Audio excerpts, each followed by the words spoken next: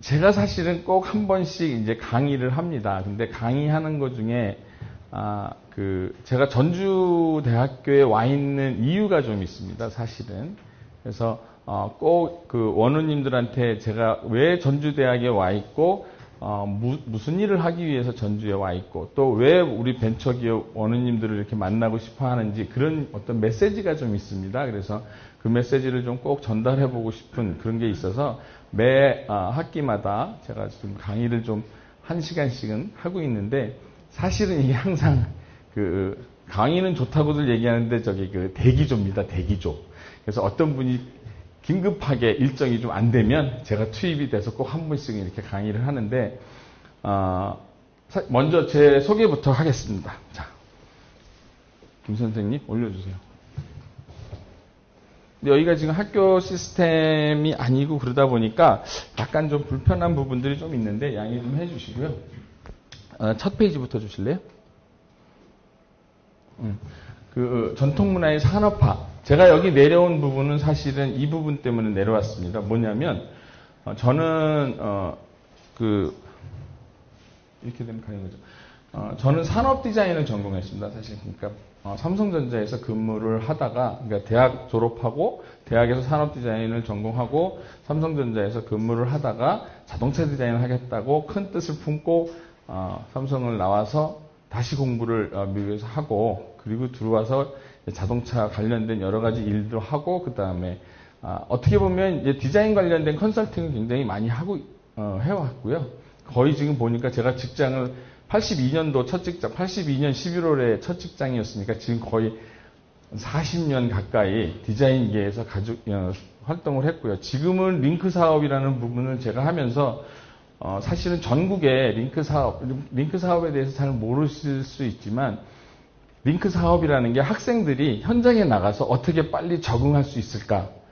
그래서 어떤 걸 지원해주면 될까 해서 국가에서 대학에다가 돈을 지원해주고 기업하고의 어떤 많은 체험 실습을 할 수 있게 하는 게 링크 사업입니다. 그래서 링크 사업 저희 대학 같은 경우는 1년에 한 50억씩 지원을 받아서, 그래서 이제 기업의 R&D도 저희들이 같이 지원해드리고, 그 이유는 뭐냐면 우리 학생들도 그 R&D에 참여해서 기업에서 뭐 연구하고 필요로 하는 기술을 좀 미리 좀 알아라라는 그런 부분이고요. 교수님들이 기업하고 일하는 데에도 학생들이 참여해서 좀 듣고 배우고, 그런 어떤 기업에 가서의 그 어떤 그 과정을 좀 빨리 적응시킬 수 있게 하는 그런 모든 사업을 하고 있습니다. 그러다 보니까 기업과 대학과의 어떤 이렇게 연결고리, 그 다음에 조율, 근데 그 부분을 사실은 디자인 쪽에서 굉장히 잘 할 수 있는 것 같아요. 근데 전국에 링크 사업단이라는 사업 단장을 맡고 있는 사람은 거의 다 공대 아니면 경영대 교수입니다. 디자인과 교수는 저 하나가 유일하고요. 근데 제가 여기 잠깐 보면 전국 링크 단장 협의회 회장까지 할 정도로 링크 사업에 대해서 굉장히 재미있게 진행을 많이 했습니다. 그 이유는 뭐냐면 어떤 조율, 그 다음에 새로운 어떤 아이디어의 창출, 뭐 이런 어떤 모든 일을 하는 프로그램이 5년 동안 하면서 그게 항상 똑같지가 않고 매년 진보해 나가고 발전해 나가고, 근데 그게 디자인에서 하는 일들이거든요. 그런데 그러니까 여러분들 가끔 보시면 디자인 그러면 디자이너가 뭐지라고, 우리 학생들도 디자이너가 뭐지 그럼 몰라요. 여러분 자녀분 중에서도 아마 디자인 관련하는 학생들이 자녀분이 많을 수 있는데, 학생들 제일 먼저 디자인이 뭐 하는 거지 그럼 거의 다 몰라요. 어떤 식으로 얘기하냐면 멋있게, 이쁘게, 뭔가 좀 편하게 막 이런 정도의 얘기하는 게 디자이너예요. 그래서 자꾸 그림을 좀 그려서 그림을 잘 그리면 디자인 잘하는 것 같고, 근데 사실은 우리나라에서 지금 고등학생이 공부하면서 미술학원 다니면서 디자인 공부하는 게 제일 지금 문제예요. 사실 안 다녀야 돼요. 왜냐하면 창의력을 거기서 다 없애버리니까. 근데 우리가 그림 그리는 사람들이 아니거든요, 사실은. 그러니까 그걸 한 1년 동안 학생들한테 이렇게 가르쳐줘야 돼요. 우린 그림 그리는 사람이 아니다. 그림이 우리 주가 아니다. 근데 왜 그림이 필요하냐?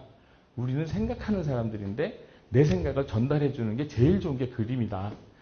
왜냐하면 없는 거를 내가 생각을 하기 때문에 그걸 전달해 주려니까 그 그림으로 그리는 게 가장 좋은 전달 방법이에요. 근데 이제 이렇게 많은 아이디어를 말로 전달하는 게 마케팅이에요. 마케팅에서는 말로 서류로 전달을 하는데, 그게 딱 나한테 왔을 때 이렇게 가시적으로 보여지지가 않아요. 뭘 만든 거지? 어떻게 해야 되는 거지? 막. 근데 디자이너가 참여하면 그게 바로 그림으로 나오다 보니까 뭔가의 이런 식의 방향으로 가는구나 라는 어떤 그런 방향성을 미리 좀 보여줄 수가 있는 거죠. 그러니까 여러분들도 디자이너를 사실은 못 쓰신다라고 하고 같이 일을 한다는 거는 내가 너무 많은 아이디어, 너무 좋은 게 있는데 이걸 빨리 비주얼라이즈 하자. 어떻게든 하여튼 형상으로 보여주자 하는 게 이제 디자이너들의 어떤 잘할 수 있는 역량 중에 하나입니다. 근데 사실은 디자이너는 꾸준히 생각하는 사람들입니다. 꾸준히 생각하는 사람. 그래서 아이디어가 뭐냐? 그럼 아이디어도 굉장히 어렵게 생각하는데 아이디어라는 게 한국말로 생각이에요, 생각. 요즘에 디자인 띵킹 막 하는 거, 그런 얘기가 나오는 것도 디자인적인 사고, 디자인적인 생각, 이게 다 지금, 아이디어라는 거거든요. 그러니까 아이디어는 좀 고통하게 하는데 사실은 너 아이디어 없니? 그 얘기를 딴 말로 해서 넌 생각이 없니? 이게 바로 그대로예요. 그래서 항상 생각하고, 항상 생각하는데 그 생각을 무슨 생각을 하냐면 뭔가 문제점 있는 걸 개선해 주는 거. 그걸 꾸준히 생각하는 게 디자이너다. 근데 그거를 생각해서 이런 좋은 아이디어가 있습니다라고 보여주기 위해서 그림도 하고 컴퓨터도 하고 디지털도 하는 거지. 그러니까 만일에 우리 그 학생들한테 자네가 굉장히 유명한 디자이너가 되면 더 이상 그릴 필요도 없고 컴퓨터 할 필요도 없다. 왜냐하면 밑에 그릴 줄 아는 사람, 컴퓨터 할 줄 아는 사람 쫙 주고 네 생각을 전달해서 어떻게 그리라고 얘기해주면 다 그려주고 다 모델링 만들거든요. 근데 지금은 아직 내가 크지 않았기 때문에 내 아이디어를 보여주기 위해서 그림을 막 그리는 그런 부분들이 있는 거죠. 그래서 자꾸만 이제 얘기가 제가 보면 오늘도 좀 많이 헤맬 수도 있어요. 그러니까 한 번밖에 제가 원우님들을 만나는 기회가 강의를 할 수 있는 기회가 없어서 가능한 많은 메시지를 드리려고 그러다 보니까 막 두서없이 막 이야기를 드릴 것 같은데 그래서 저는 그런 부분에서 이제 산업 디자인을 전공하면서 기업과 그 다음에 소비자와 연결해주는 역할을 하는 그런 역할을 지금까지 이제 뭐 직업으로 하고 살아왔습니다. 그래서 사실은 디자이너는 뭐냐면 여러분들도 지금 다 제조하시는 분들인데 사장님한테 얘기 들으면 모든 제품을 다 사도 괜찮을 것 같아요. 사장님이 설명해주면.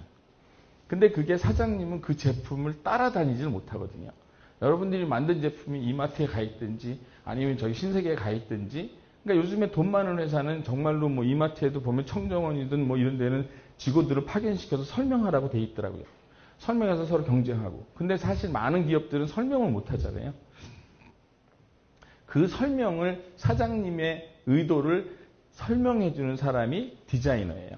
그걸 제품에다가 아니면 브로셔에다가 아니면 상표에다가 그래서 사장님이 말하고 싶은 많은 것들의 메시지를 소비자한테 전달해 주는 사람들이 디자이너다라고 생각하시면 될 것 같습니다. 그래서 그런 역할을 쭉 하면서 지금까지 와 있고요. 그래서 저는 사실은 전주대학에 이렇게 딱 있으면서 전주에 온 이유 중에 하나는 그런 디자인 일을 하면서 하다 보니까 제가 또 특히 아까 자동차 디자인 했다고 그랬잖아요. 자동차 디자인 하니까 자동차 디자인은 수출을 안 하면 개발을 할 수가 없어요. 그러니까 옛날에 우리나라 막 디자인은 뭐 사람들은 뭐 그림도 뭐 많은데 왜 디자인을 우리는 못해요? 라는 게 사실 우리는 아직 수출할 수가 없기 때문에 자동차 개발할 수가 없고 디자인을 아예 시작도 할 수 없고 그런 부분이 있었던 것도 있거든요. 그래서 보면 뭐든지 수출을 해야 되고 디자인할 때는 굉장히 그것도 딱 내려올 때 어느 나라 어느 지역에 수출할 거라는 게 딱 나와요. 거기에 맞춰서 어떤 사람들이 쓸 건지라든 그런 문화를 좀 해야 되는데 사실은 그 문화를 그래서 제가 서울에서 활동할 때는 문화에서 문화를 찾으러 굉장히 많이 돌아다녔는데 어딜 갔었냐면 안동에 갔었어요. 하회마을 막 이런데. 근데 하회마을 가서 아무리 거기서 워크숍하고 돌아와서 적용할 수 있는 게 하나도 없었어요. 근데 전주에 와서는 정말 디자인에 필요한 많은 문화를 제가 발견을 했어요. 근데 생각보다 여러분들은 전주의 문화가 없다고 생각을 하세요. 그래서 그 메시지를 오늘 좀 전달을 해 드리려고 강의를 좀 하고 있는 상황입니다. 그래서 우리나라는 그 지금 국제 무역 규모가 뭐 10위권, 자동차 같은 경우는 이제 4위까지 올라간다 그러더라고요. 4위권. 근데 이제부터는 이제 그 자동차의 경쟁, 다른 나라와의 경쟁에서는 정말로 여러분들 어떻게 독일의 머세이드하고 한국의 뭐 제너시스하고 어떻게 구별하겠어요? 어느 게 왜 좋냐고 구별하겠어요? 제가 보면 머세이러스나 요즘에 제너시스 같은 경우는 그냥 좋기는 똑같아요. 사실은 그 질이나 퀄리티는 어떻게 보면 뭐 한국이 더 좋은 것도 있고 어떻게 보면 독일이 더 좋은 것도 있고 근데도 두 개는 굉장히 확연하게 돼 있어요. 차이가 나게 돼 있어요. 그러니까 지금 저만 들으면 독일의 차는 어떻게 돼? 독일 차 그럼 뭐죠? 독일 차? 독일 차를 사는 이유? 엔지니어링, 저먼 엔지니어링. 독일 차를 사는 거는 엔지니어링. 뭔가 엔진이 탄탄하겠지. 뭔가 엔진의 어떤 구동이 좋겠지. 막 이런 거로 지금 사고 있거든요. 그러면 이태리는 다 그렇잖아요. 이탈리안 스타일. 이태리는 디자인이야. 그러니까 이태리 차는 사실은 많이 망가지고 잔손율이 굉장히 많이 간다고 그래요. 고장도 많이 나고. 그 다음에 이태리 사람들이 다혈질이 많아갖고 공장에서 스트레스 받을 때 뭐 할 때 그때 나오는 차들은 굉장히 분량이 많고 막 그렇대요. 사실 그래서 파업할 때 나오는 차는 뭐 그런 것도 있어요. 조립했는데 막 스크루가 남기도 한다 그러고 막 그러잖아요. 근데 하여튼 그 감성적인 부분에 이런 어떤 조립하는 부분이 굉장히 안 좋다. 그리고 제가 또 하나는 자료가 약간 틀려요. 죄송한데 이거 보세요. 제가 자료는 따로 올려드릴게요. 왜냐하면 제가 또 업데이트, 그게 저번 사학인데 제가 이번에 다시 만들었어요. 제가 어제 밤까지도 좀 소중해서 좀 더 집어넣은 것들이 좀 있습니다. 그래서 일부 내용은 거의 그게 맥락인데 좀 설명할 내용들은 좀 많이 좀 더 추가를 했습니다. 그 다음에 이제 일본은 그냥 우리가 얘기하는 일본 놈이잖아요. 일본 놈의 그 정신. 근데 그게 상품이에요. 제페니스 스프릿. 걔네들 하여튼 치밀해. 하여튼 뚜껑을 열어서 평생 내가 자동차에서 뚜껑 열어보지도 않을 텐데 그 속도 디자인돼 있어. 징그러워. 이거거든요. 정말 어디 가도, 그러니까 그게 이제 좋다고 되는 거죠. 일본 제품은 어디를 봐도 디테일이 다 손빌 데가 없는 거죠. 근데 우리는 이렇게 하다 보면 손 탁 빌고, 이건 왜 안 다듬었지? 그런 데가 나온다 이거죠. 근데 그게 좋다 나쁘다가 아니라 그게 문화가 다른 거예요. 일본의 문화. 그러니까 이게 지금 전부 다 저먼의 문화, 엔지니어링. 그러니까 엔지니어링도 문화예요. 그러니까 엔지니어링, 우리가 생각할 때는 엔지니어링 공학이고 문화는 문융되고 문화관광이고 막 이럴 것 같은데 그게 아니라 엔지니어링 자체가 문화고 스타일이라는 것 자체가 문화고 스피릿이 문화예요. 그러면 아주 재밌는 거 여러분 잘 아는 거 미국은 문화가 뭐겠어요? 미국은 아메리칸 드림이잖아요. 이건 지금까지도 근데 아메리칸 드림이 지금 어떻게 됐어요? 내려갔죠. 그래서 자동차 산업도 내려가는 거예요. 사실은. 굉장히 중요해요. 그러니까 자기 상품의 문화 컨텐츠를 잃어버리고 있는 거예요. 지금. 근데 그게 아메리칸 드림이기 때문에 차가 이렇게 커요. 왜냐하면 나는 성공해서 저렇게 큰 차를 타야지. 근데 나는 일본 차에 작은 차를 탔다라는 생각은 미국에서는 실패한 거예요. 정말 나는 좀 왜소하다는 생각이 되는 거예요. 그래서 이게 50년대, 60년대 미국이 제일 번성할 때, 외국에서 미국에 와서 살고 싶어 하고 막 그럴 때 과장됐던 그런 디자인이 아메리칸 드림인데 지금은 저게 맞지가 않으니까 그 문화적인 부분에서 근데 지금 근데 문제는 미국이 아메리칸 드림 이후에 못 찾아요. 지금 문화적인 컨텐츠를 못 찾고 있어요. 그래서 어느 데는 그것도 하잖아요. 바이 아메리칸, 그러니까 메이드 인 US를 살아라는 어떤 그런 애국심으로 막 호소한 부분이 좀 있었어요. 근데 이제 문제는 뭐냐면 국민들이 어느 게 미제인지를 몰라요. 너무 세뇌가 돼서 소니가 아직도 미제라고 생각하고 아마 요즘은 삼성이 미제라고 생각할 수도 있어요. 그 정도로. 그래서 저게 다음에 굉장히 그러면 우리는 뭐를 할 거냐는 거예요. 우리는 뭐가 있을까냐. 이걸 지금 우리가 해야 된다는 거죠. 이걸 고민하고 다니다가 제가 찾은 게 전주예요. 전주에서 여기에다 담을 그런 문화, 정신, 한국적인 그런 것들이 있다는 거죠. 사실 그게 지금 제가 이제 이번에 쭉 지나면서 말씀드리려는 그런 부분입니다. 그래서 한국 사람의 어떤 정서, 하트는 뭐냐. 근데 이거 오늘은 많이 담지 않았는데 저는 여기에다가 어떻게 한번 작업을 한 적이 있냐면 현대자동차에다 제너시스 막 개발할 때 제가 같이 프로젝트를 했는데 인테리어 디자인 사실은 여러분들 지금 아무리 좋은 차도 자동차 회사에서 제일 지금 고민하는 게 뭐냐면 내부 공기의 질이에요. 그러니까 아무리 화려하고 눈으로 먼저 거려도 거기서 두 사람이 아니 혼자서 앉아서 30분 그러니까 15분마다 문을 열어주세요. 졸려요. 그거 아시잖아요. 이산화탄소가 많은 거. 그래서 그거의 필터 기술이 지금 사실은 제일 첨단 기술이에요. 가장 많이 투입하는 연구 R&D가 필터 개발이에요. 필터. 그래서 내부 공기를 얼마나 청정하게 하고 바깥 공기 지저분해지니까 그게 못 들어오게 어떻게 막고, 근데 못 들어오게 막으니까 안에 공기가 이산화탄소를 찬다. 그걸 어떻게 또 할 거냐. 이런 것들이 제 고민이에요. 그래서 제가 한번 작업한 게 한옥의 그 체험을 자동차 안에서 할 수 있는 방법이 없을까라고 한번 프로젝트를 한 적이 있었어요. 한옥이라는 게 뭐죠? 한옥에 지금 보면 참 안타까운데 한옥 체험이 무슨 체험인지 아세요? 한옥 체험? 한옥 체험은 숙면이 한옥 체험이에요. 한옥에서 정말 제대로 된 한옥에서 하룻밤을 자고 나면 야, 나 평생 이렇게 편하게 잔 거 처음이야라는 게 많아요.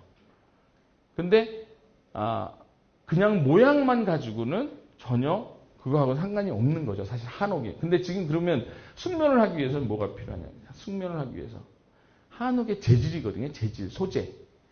그러면 한옥의 모양은 상관이 없어요. 한옥의 모양은 불편하기만 해요. 양옥을 져도 한옥에서 가지고 있는 소재, 재질, 공법, 그 다음에 어떤 공예 비법, 이런 기법, 이런 것들을 적용해서 한다고 그러면 그거가 바로 순수한 한옥이거든요. 근데 우리는 지금 무슨 생각을 하냐면 기와가 한옥이라고 생각하고 기둥이 한옥이라고 생각하고 한지에 한지 틀이 있는 게 한옥이라고 생각한다 이거죠. 그 부분에 대해서 우리가 이제 오해되는 부분은 우리가 이제 앞으로 이야기를 좀 해 나갔으면 좋겠다는 거죠. 그래서 국제 경쟁력 확보를 위해서는 문화 기반의 디자인이 돼야 된다. 근데 그 문화 기반이 이제 지금 제가 계속 강조하는 게 그런 어떤 문화 이게 아니라는 거죠. 우리가 갖고 있는 정서, 우리가 가지고 있는 가치관, 그게 우리의 문화라는 거죠. 아까 독일 사람이 가지고 있는 정서는 엔지니어링이거든요. 그게 거기에 문화예요. 거기에 문화.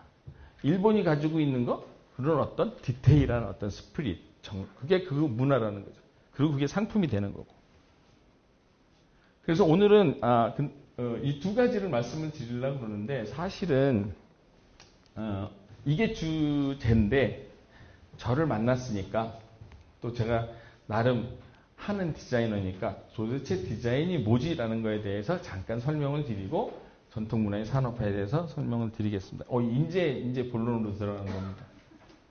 좀 길어지는데. 그러니까 아까 이야기한 것처럼 디자인이라는 거에 대한 캐릭터가 뭐냐는 거죠. 그러니까 그러니까 여러분들 있잖아요. 요즘에 디자인 경영 있잖아요. 디자인 경영. 여러분들 다 신경 쓰셔야 돼요. 그리고 요즘에 디자인 경영이라는 거는 경영자면 다 그거를 들어봤고, 우리 기업도 디자인 경영을 좀 해봐야 되는데, 디자인 경영 어떻게 하지? 라는 생각, 고민 좀 해보셨을 거예요. 누굴 불러서 하면 디자인 경영이 되지? 이런 생각 많이 하셨을 거예요. 근데 일반 그냥 디자이너 부르면 아니에요. 그게 디자인 경영이 아니고, 디자인 경영이라는 거는, 내 기업, 그러니까 우리가 디자인한다라는 그 부분이 항상 우리 기업, 내가 하는 제품에 대해서 어떻게 개선해 줄까를 꾸준히 생각하는 거가 디자인이거든요. 근데 거기에 아이템이 바뀌는 것 뿐이에요. TV 디자인을 하면, 이 TV를 좀 더 편하게 하기 위해서 내가 어떻게 생각을 할까? 어떻게 하면 더 좋아질까? 어떻게 하면 좋아질까? 라는 거를 꾸준히 생각해서 그거를 아까 얘기했죠. 그림을 못 그리면 그림 그리는 사람한테 부탁해도 되거든요. 디자이너가. 사실 디자이너는 그래서 미술학원에서 그림을 안 그려도 된다는 거예요. 사실은. 자기가 그리게 누구한테 하기만 요청할 수만 있으면 그러면 이제 디자인 경영이라는 거는 바로 우리 기업을 어떻게 하면 개선해 줄 수 있을까라는 생각을 꾸준하게 하는 게 디자인 경영이에요. 그래서 그러면 우리 회사를 꾸준히 개선해 주는 거를 그럼 어떤 기술을 써야 되지? 디자이너들이 디자인할 때 무슨 기술을 쓰지? 라는 거를 그 기술만 가져와서 우리 대표님들이 기업에서 하시면 된다는 거죠. 왜냐? 그림 그리는 게 아니니까, 디자인. 이쁘게 만드는 게 아니니까. 정말로 요즘 3M, 많았잖아요. 무슨 기업의 효율성을 살리기 위해서 여러 가지 기술들 많았잖아요. 그거 뭐죠? 하여튼, 저도 회사 다닐 때 무슨 기술 그래갖고 프로세싱 해갖고 했는데, 그것도 개선하기 위해서 하는 거잖아요. 근데, 그거보다는 좀 더 현실적이고, 좀 더 합리적이고, 좀 더 쉬운 방법이 디자인 경영인 거예요. 어떤 프로세스에 의해서, 공식에 의해서, 이렇게 시스템적하게 들어가는 것들이 아니라. 제일 먼저가 이제 혁신적인 사고예요. 혁신적인 사고. 그러니까 제가 근데 이거는 제가 며칠 전에 누군가 나한테 또 혁신적인 사고가 뭐다고 막 얘기하니까 짜증받더라고요. 왜냐하면 요즘에 저 혁신적인 사고 안 하는 사람이 어디 있고 혁신적인 사고에 대해서 관심 안 갖는 사람이 어디 있어요. 근데 교수한테 막 혁신적인 사고가 뭐 어떻다니까 그래서 제가 오늘 되게 조심스럽게 말씀드리려고 그래요. 왜냐하면 우리 대표님들도 혁신이라는 얘기는 아주 귀가 따갑게 들었을 테니까. 그런데 혁신을 못하는 이유가 있더라고요. 그것만 하나만 알려드릴게요. 이거는 이제 제가 아주 많이 쓰는 그 하나의 사례예요. 이거는 제가 삼성전자에 있었기 때문에 삼성전자의 가전사업부에 TV, 냉장고, 전자레인지 이런 거 디자인하다가 유학 갔거든요. 그래서 이걸 너무 잘 알아요. TV가 사각형인 이유 혹시 아세요? 생각해 보실래요? TV는 다 사각형이에요. 이거 뱅앤올슨이라는 아주 저희 젊었을 때 가지고 싶은 아주 좋은 TV들. 뭐 TV 한 몇십만 원 안 하는데 이건 몇백만 원씩 하고 막 그럴 때 저거 하나만 있으면 뭐 이렇게. 근데 이 뱅앤올슨이나 그 다음에 아까 보여드린 소니나 이 소니는 제가 자꾸 이렇게 보여드리는 이유 중에 하나는 뭐냐면 제가 삼성에 있을 때는 이 소니에 대한 핸디캡 완전히 벗어나지 못했어요. 그냥 정말 그건 너무 안 좋은 것 같아요. 왜냐하면 사장님이 어느 날 갑자기 TV를 사왔어요. 일본에서. 너무 이쁘대요. 근데 저희가 봐도 이뻐요. 만들어 수출 안 할 거야. 이런 데도 있었어요. 그러니까 그냥 그걸 딱 가지고 만들려고 그러니까 야 이거 이쁜 거 나 사고 싶은데 이걸 어떻게 더 잘하게 만드냐. 아예 디자인을 못하는 거예요. 개선을 할 수가 없으니까. 디자인은 개선인데 새로운 걸 만들어야 되는데 이거 나 지금 사고 싶은 건데 어떻게 이걸 더 좋게 개선을 해? 어렵더라고요. 그리고 요즘의 TV 이거 이제 뭐 얼티메이트 LED 뭐 엄청나게 뭐 요즘에 뭐 이름도 발음하기 어려울 정도로 많잖아요. 근데도 왜 이것도 사각형? TV가 사각형인 이유 아세요? 1, 2, 3, 4기는 대답하면 안 돼요. TV가 사각형인 이유를 한 번씩 생각해 보면 정말 많은 사람들이 학생들도 그렇고 그래요. 근데 저희도 그렇게 됐고 왜냐하면 가장 안정적이잖아요. 가장 안정적이고 가장 보기 좋잖아요. 네. 그리고 어디나 어울리잖아요. 굉장히 깨끗하고 그 다음에 뭔가가 그게 내 시야에 가장 맞는 것 같고 그런데 사실은 이것도 이제 이게 왜 폴더블 TV를 지금 하겠다고 기업에서 난리치는지 한번 감 한번 잡아보세요. 정말 이게 좋아서 그럴까? 우리 집에서 이거 폴더블 이거 사면은 몇 번이나 접었다 폈다 할까요? 한번 열어놓으면 안 접을걸요? 근데 기업은 이거 기가 막히게 좋아요. 근데 사실 우리가 보는 건 전부 다 사실은 우리 눈은 동그래서 동그랗고 뭔가가 이렇게 보면 사각으로 잘린 건 없어요. 전부 다예요. 전부 다. 그래서 도움구장도 나오고 그 다음에 요즘에 막 나오는 게 가상현실 가글 나오고 구글 나오고 막 그러는 거거든요. 그걸 보면 그냥 모든 현상 속으로 보는 거지. 근데 텔레비전이 뭐냐면 텔레비전이 뭐예요? 텔레비전이라는 거는 화면을 장거리에서 보내주는 거잖아요. 그러니까 가장 좋은 거는 내가 거기 있는 것처럼 보여주는 게 제일 좋은 거라는 거죠. 그게 텔레비전이에요. 만일에 지금 아까 보여줬던 그 사각형이 그런 게 텔레비전이 아니라면 아마 이렇게 내가 이야기 안 해도 될 거예요. 근데 왜 사각형을 텔레비전이라고 하면서 다 사각형이냐? 그 이유는 이거예요, 이거. 컨테이너 넣기 좋으라고. 정말 이쁘라고 잘하라고가 아니라 제일 먼저 저희한테 테레비를 디자인하라고 딱 줄 때 가로, 세로, 높이가 딱 나와요. 그게 왜 나오냐면 컨테이너 40피트에 빈 공간 없이 꽉 차는 사이즈예요. 그거 기억하세요? 1인치를 늘렸다고 그러고 막 굉장히 크게 하고 선전한 적이 있었잖아요. 1인치를 늘렸다 그래서 박지성이가 공 찼는데 발끝이 살짝 해서 더 보이고. 지금 1인치 늘렸는지 뭔지 모르잖아요. 근데 기업의 입장에서는 엄청나게 손해를 본 거죠. 그거 1인치 늘리느라고 몇십 대를 덜 넣은 거니까. 컨테이너에 덜 실은 거예요. 근데 이제 여기서 이제 물류 코스트 때문에 앞으로 그러니까 물류 전쟁이라는 게 그 당시부터 그러니까 요즘에 모든 물건들이 사각형이 돼 가는 이유 중에 하나는 전부 다 물류다. 정말로 나를 위한 텔레비전은 아니다. 그러니까 그렇다고 해서 제가 나를 위한 텔레비전을 만들란 말씀은 아니에요. 그게 그냥 좋다는 이야기는 하지 말자는 거죠. 그리고 그래야 나를 위한 텔레비가 딴 게 없을까? 나를 위한 전화기가 딴 게 없을까? 라고 생각하면서 개선할 게 나오는데 그냥 딱 우리가 딱 받았을 때 사각형은 너무 안정적이야. 사각형은 너무 편해. 모든 건 사각형이 제일 좋은 형태가 아니야? 라고 생각하면 더 이상의 혁신은 될 수가 없다는 거죠. 그것 때문에 지금 말씀드리는 거예요. 이거죠. 로지스틱스. 그래서 고정관념이라는 것.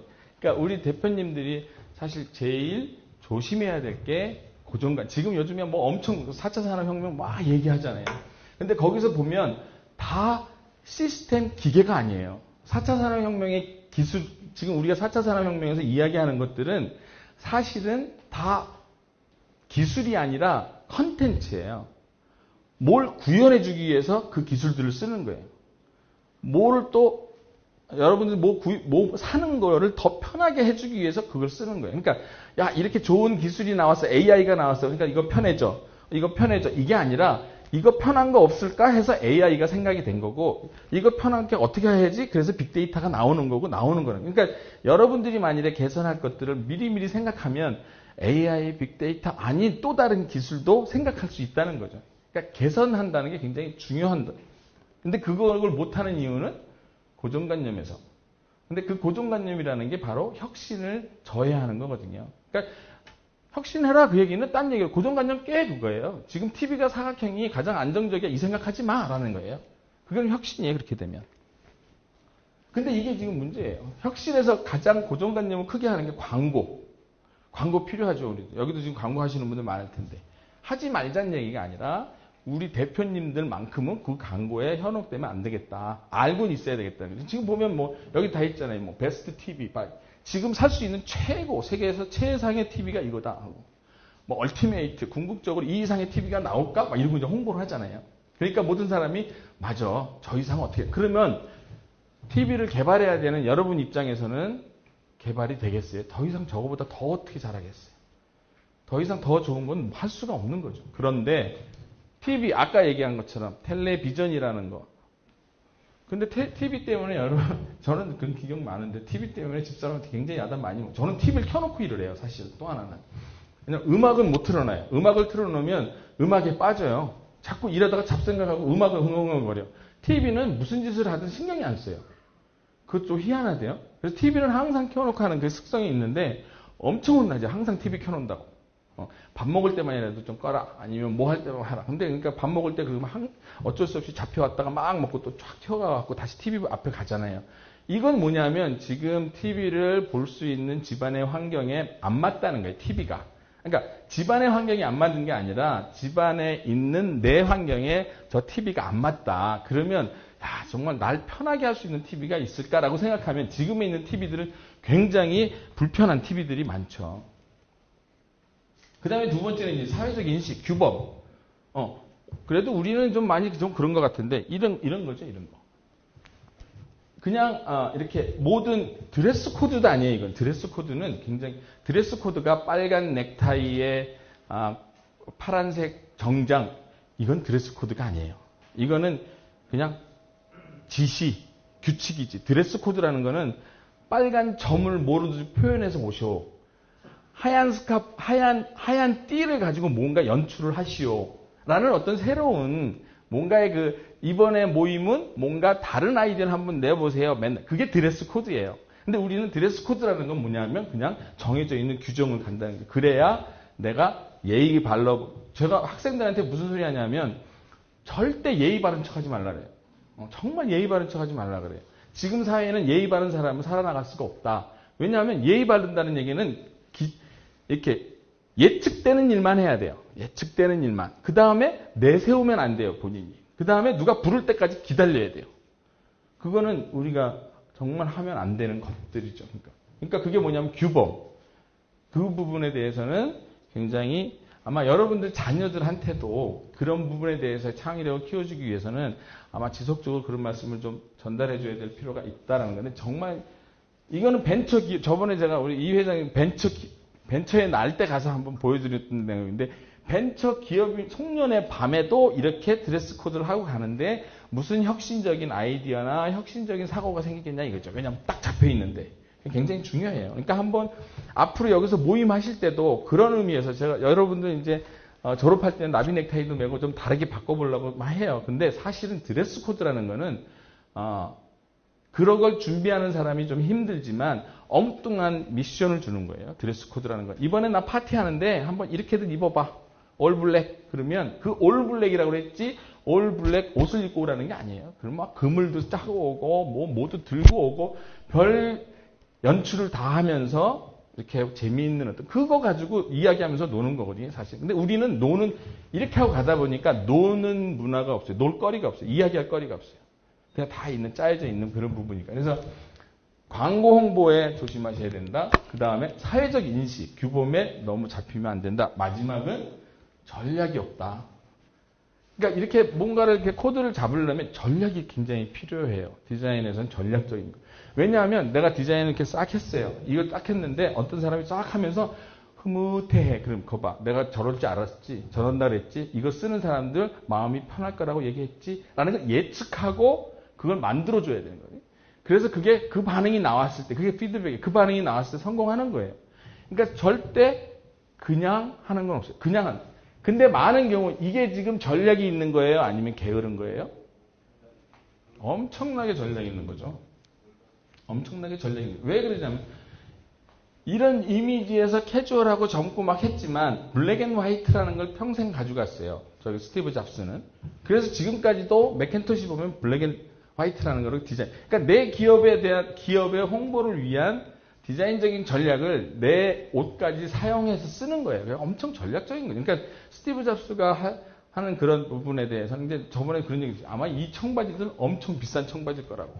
아마 이 티셔츠 엄청 좋은 명품일 거라고. 근데 우리가 생각할 때는 저거는 그냥 가벼운 싼 거, 게으른 이렇게 생각해서 저걸 따라가는 사람이 가끔 이상하게 보일 때도 있잖아요. 근데 굉장히 전략적이다.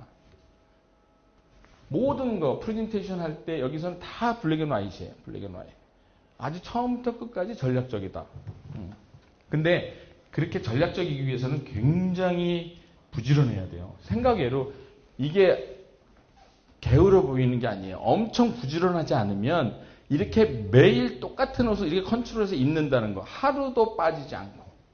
여러분들 혹시 아침에 무스하고 이렇게 나가다가 무스가 조금 이상해서 물로 다 지우고 다시 해본 적 있으세요? 없죠? 에? 무스 자체가 없어요? 그러는 사람이 디자인적이라는 거죠. 넥타이 맸는데 딱 나가려다 보니까 색깔이 안 맞아. 그러면 그걸 다시 풀러서 다른 넥타이를 다시 풀어본 기억이 있느냐? 있는 분이 있다면 그분들은 그런 어떤 전략적인 게 있다는 거죠. 근데 그게 없는 분들은 다 게으른 거예요. 그러니까 넥타이를 안 매는 게 정말 넥타이 매기 귀찮아서냐? 아니면 안 매는 게 내 컨셉이냐? 굉장히 중요하다. 전략이다라는 거죠. 그래서 세 가지. 광고에 속지 말고 사회적인 인식에 너무 빠지지 말고 그 다음에 전략적으로 내가 가지고 있어야 된다. 이 세 가지가 혁신을 위한 가장 중요한 세 가지다. 저것만 하면 혁신이라는 부분이 좀 쉽게 다가오지 않을까라는 생각이 듭니다. 그래서 우리도 지금 보면 뭐 이제 모르겠어요. 이건 전략인지 아닌지 잘 모르겠지만 나름 이 친구도 이렇게 뭔가 저 스타일을 항상 그러는데 이 친구도 지금 이렇게 항상 이러고 나오고 근데 우리는 항상 이렇게 나오고 근데 전혀 물론 근데 아닐 것 같아요. 이 사람들이 더 돈 많아요 지금. 이 사람들보다 사실 이 사람들이 지금 더 돈 많아요. 이 사람들은 그러니까 왜냐하면 그 사람은 저 정도의 규모에 저 정도로 관리하고 뭐 하려니까 저렇게 포멀하게 가야 되겠지. 안 그런 거죠. 안 그렇다는 거죠. 자, 이제 그러면 한번 배웠으니까 실습해 보실까요? 텔레폰이에요. 텔레폰은 뭐죠? 소리를 장거리로 주는 거잖아요. 소리를 장거리로. 그러면 나는 저기 서울에 있는 내 친구가 나한테 지금 소리하는데 바로 옆에서 전화하는 것처럼 들었으면 좋겠다는 거죠. 그게 텔레폰이잖아요. 근데 지금 이런 것이 쫙 나왔어요. 이쁘죠? 이제 이거 3번 접는데요, 폴더. 나는 3번 접는다고 불편한 것 같은데 하여튼 3번. 지금 2번 접으면서 이제 처음에 신기했지만 안 불편하신가? 몰라, 불편할 것 같아요. 왜냐하면 소리를 말한다는 건 내가 옆에서 누가 말한다는 건 아무거 안 하고 있어도 들려야 되는 거잖아요, 사실은. 가장 좋은 거는 조금 이따 말씀드릴게요. 그런 것도 있더라고요. 가장 좋은 건 아무것도 안 됐는데 나 혼자 속으로 들리는 거 있어요. 코클리어 임플란트라고 들어보셨어요? 이거 글로 가면 또 한참 길어져서 안 되는데. 이게 엄청나게 지금 하나에 이게 얼마예요? 이거 100만 원이잖아요. 100만 원. 막 이렇게 지금 요만한 게. 근데 그게 좋은 제품이 아니라는 거죠. 그냥 봤을 때는 저건 너무 이쁜데 텔레폰으로는 아주 거기다 모바일로는 말이 안 되는 제품이에요, 사실은. 모바일은 뭐예요? 들고 다니는 거잖아요. 들고 다니는 게 많이 깨졌죠? 그러면 그거는 배상해 줘야 돼요. 들고 다니는 거 당연히 들고 다니는 거 안 깨지게 만들어 줘야죠. 들고 다니는 거니까. 이걸 만일에 들고 다니지 마시오, 만지지 마시오, 걸어 놓으시오. 근데 깨졌으면 가서 내가 수리를 해야죠. 내가 손으로 댔으니까. 근데 이거는 모바일이고 들고 다녀야 되고 항상 이게 손으로 만져야 되는데 떨어뜨린다는 거는 떨어뜨리는 걸 예측 못했을까요? 떨어뜨리는 걸 고의로 떨어뜨렸을까요? 근데 왜 이거는 피해법에 적용을 안 받냐는 거죠. 왜냐? 모바일인데. 그러니까 지금 어떻게 홍보하고 있어요? 이 케이스를 더 스타일리시하다고 선전을 하고 있다고요. 지금 케이스, 솔직히 얘기해서 아이폰도 제일 이쁜 거는 케이스 없이 들고 다니는 거거든요. 너무 이렇게 더 저는 들고 다니고 싶어요. 근데 못 들고 다녀요, 이거. 기스나고 떨어지고 그냥 한 방에 나가니까. 그리고 내가 그러면 얘를 지금 잘 쓰는 거냐, 얘를 모시고 다니는 거냐, 모시고 다닌다. TV를 내가 모시고 살고 핸드폰을 모시고 다닌다. 그래서 이 말씀을 드리는 이유는 핸드폰도 고칠 수 있는, 개선할 수 있는 여지는 너무 많다. 근데 지금 그냥 아이폰은 이쁜 거죠. 아이폰은 이쁜데 그 홍보에, 그 선전에, 그 광고에 우리가 그냥 메모리 돼 있다는 거죠. 그래서 그거는 한번 우리 대표님들이 한 번씩 생각해 보셔야 돼요. 그래서 저는 굉장히 그거에 대해서는 불만이 많아요. 이거 문제 있다는 거죠. 왜냐하면 이거는 주머니에 넣는 거 다 알아야 돼. 그 다음에 이제 뭐 난리죠, 사실은. 핸드폰을 써서 지금 문제가 된다라는 건 엄청 많아. 그 다음에 지금 얘기하잖아요. 핸드폰 맨날 들고 이렇게 다닌다는데 그거는 정말 쉽게 고칠 수 있을 것 같아요, 사실은. 핸드폰을 이렇게 계속 쳐다봐야 된다고 이러는 것도. 왜냐하면 아까 얘기한 우리 몸은 모두가 전자더라고요, 전자. 그래서 귀 먹은 사람이 안 들리는 이유 중에 하나는 여기에서 달팽이관에서 밖에서 오는 물리적인 신호를 전자 신호로 바꿔주지 못해서 안 들리더라고요. 그러니까 물리적인 신호를 아무리 해도 내 뇌는 못 들어요. 근데 그 뒤를 귀에서 잡아서 전자파로 바꿔주면 내가 귀에서, 이제 뇌에서 그걸 들어요. 그래서 요즘에 그 귀 먹은 사람을 낫게 해주는 거가 그 코클리어 임플란트라고 그래서 달팽이관을 전자침으로 이식해주잖아요. 그래서 달팽이관 안에다가 전자침을 넣고 밖에서 자석이 있어요. 자석으로 딱 붙여요. 안에다가 자석을 하나 피부에다 넣어놓고 그렇게 하면 이 기계가 전자로 사람이 말하는 소리를 들어서 그거를 전자신호로 바꿔서 여기다 쏴줘요. 그 피레침에. 그 피레침이 뇌에다 줘갖고 내가 들려요. 그래서 그걸 제가 또 한 3년을 거기에 그 디자인 자문을 했는데 저는 진짜 저는 이제 기독교인이거든요. 기독교라 귀 먹은 사람을 들리게 해주는데 내가 일을 하는구나 그래갖고 저는 막 엄청 은혜 받았다고 난 자랑스러워 했었는데 나중에 알고 보니까 귀 먹은 사람들이 안 들리는 게 엄청난 은혜더라고요. 귀 먹은 사람들 옆에 이제 찾아보세요. 그러니까 그것도 우리 고정관념이에요. 귀 먹은 사람들 잘 보고 한번 있으면, 주변에 있으면 그 사람은 보통 사람들보다 10년은 젊어 보여요. 스트레스가 없어요. 정말로. 듣는다는 거에 스트레스는 어마어마한 거예요. 듣는다는 거요. 그래서 미국에서 온 회사인데 그걸 임플란트 한다고 그래서 막 이렇게 했는데 60명을 공짜로 시켜준다고 그랬어요. 근데 그거 하는데 4천만 원인가 2천만 원 그래 되게 비싸요. 안에 완전히 수술을 하고 1년에 재활 치료까지 들어가야 돼요. 근데 그걸 60명 공짜로 해준다 그래서 저는 막 교회를 다 뒤져갖고 막 산 사람을 막 뽑아갖고 올렸어요. 근데 놀랐어요. 그걸 안 하겠다고. 아무도 안 하겠다고. 왜냐? 그 커뮤니티에서는 그거 하는 건 죽음이에요. 그때부터는 머리가 깨진다. 너는 그때부터 너무 머리가 깨지고 그 다음부터 사람들이 나를 바보로 알고 핸디캡으로 한다. 모르고 있으면요 그냥 메시지로 그냥 다 이게 소리가 들리니까 그 소리를 따라 하는 거예요. 소리가 안 들리면 아무 말도 안 하잖아요. 그러니까 귀 먹었다는 거 아무도 몰라요. 충분한 메시지가 되는데 들리면서부터 이제 소리를 하다 보니까 장애인의 취급을 받더라고요. 그러니까 결국은 이거를 왜 했냐면 엄마가 울며 불며 부탁해서 내가 너랑 대화하고 싶다고. 그러니까 이 김옥은 친구는 정말 사랑이 많아서 엄마의 부탁을 들어주느라 그걸 하는 거죠. 그래서 진짜 디자인 제가 엄청 열심히 했어요. 그런 사람들을 위해서 정말 이쁜 거 달고 다니게 하려고. 그전에는 완전히 의료기기 같은 거였거든요. 근데 너무 그리고 그 재활기간이, 그래서 거기서 그때 이렇게 시술을 받고 그 회사에서 이렇게 직원으로 들어와서 또 일하는 친구들 이렇게 봤는데 그 수술하고부터 되게 좀 안 됐더라고요. 사실. 그래서 듣는다는 거가 좋은 것만은 아니다. 그래서 여기도 보면은 배터리를 들고 다녀요. 배터리에 불이 있어요. 근데 우리 사이즈 줄이려고 배터리 저기 뭐 있냐 없냐 불을 내가 킬 필요 뭐 있냐, 자기가 안 들리면 배터리 없는 건데 교체하면 되잖아. 그랬더니 아니야 그거 저거 보는 게 아니라 엄마가 보는 거야. 왜냐면 말 들리면 귀찮다고 꺼버린대요. 얘가 지금 내 말 듣나 안 듣나를 요 LED를 듣는 거예요.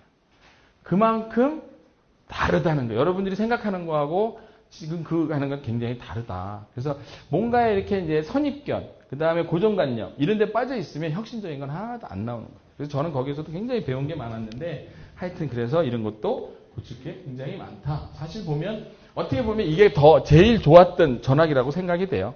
근데 이게 개발이 됐어요. 개발이 쭉 됐는데 어이구 이렇게 됐어요. 이렇게 이게 이렇게 되고 이렇게 되고 이렇게 되고 이렇게 되고 아셨죠?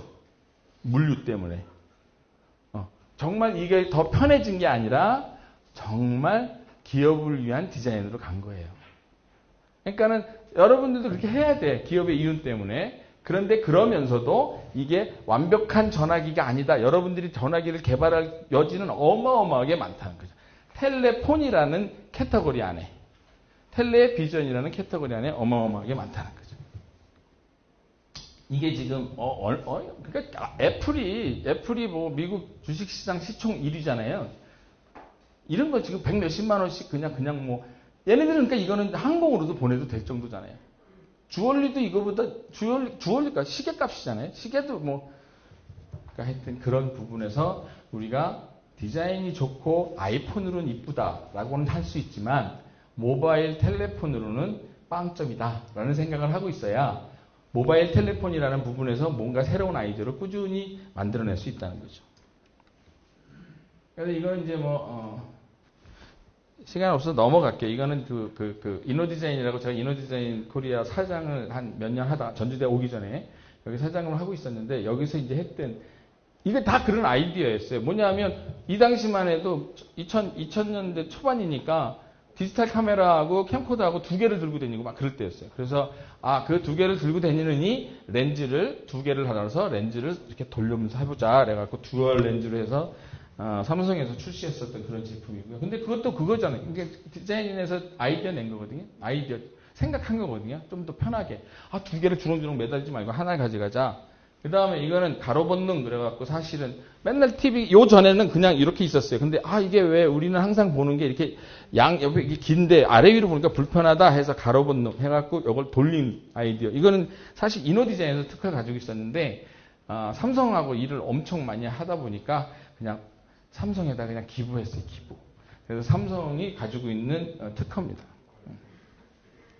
그 다음에 이게 아이리버 같은 경우는 사실은 아이리버는 초창기 1년 동안에 막 히트그룹 상장했을 때는 저희가 다 디자인을 했는데 그 디자인 할 때 나왔던 여러 가지 아이디어들이 그런 것들이었어요. 그러니까 이거 같은 경우도 MP3하고 이게 MP3잖아요.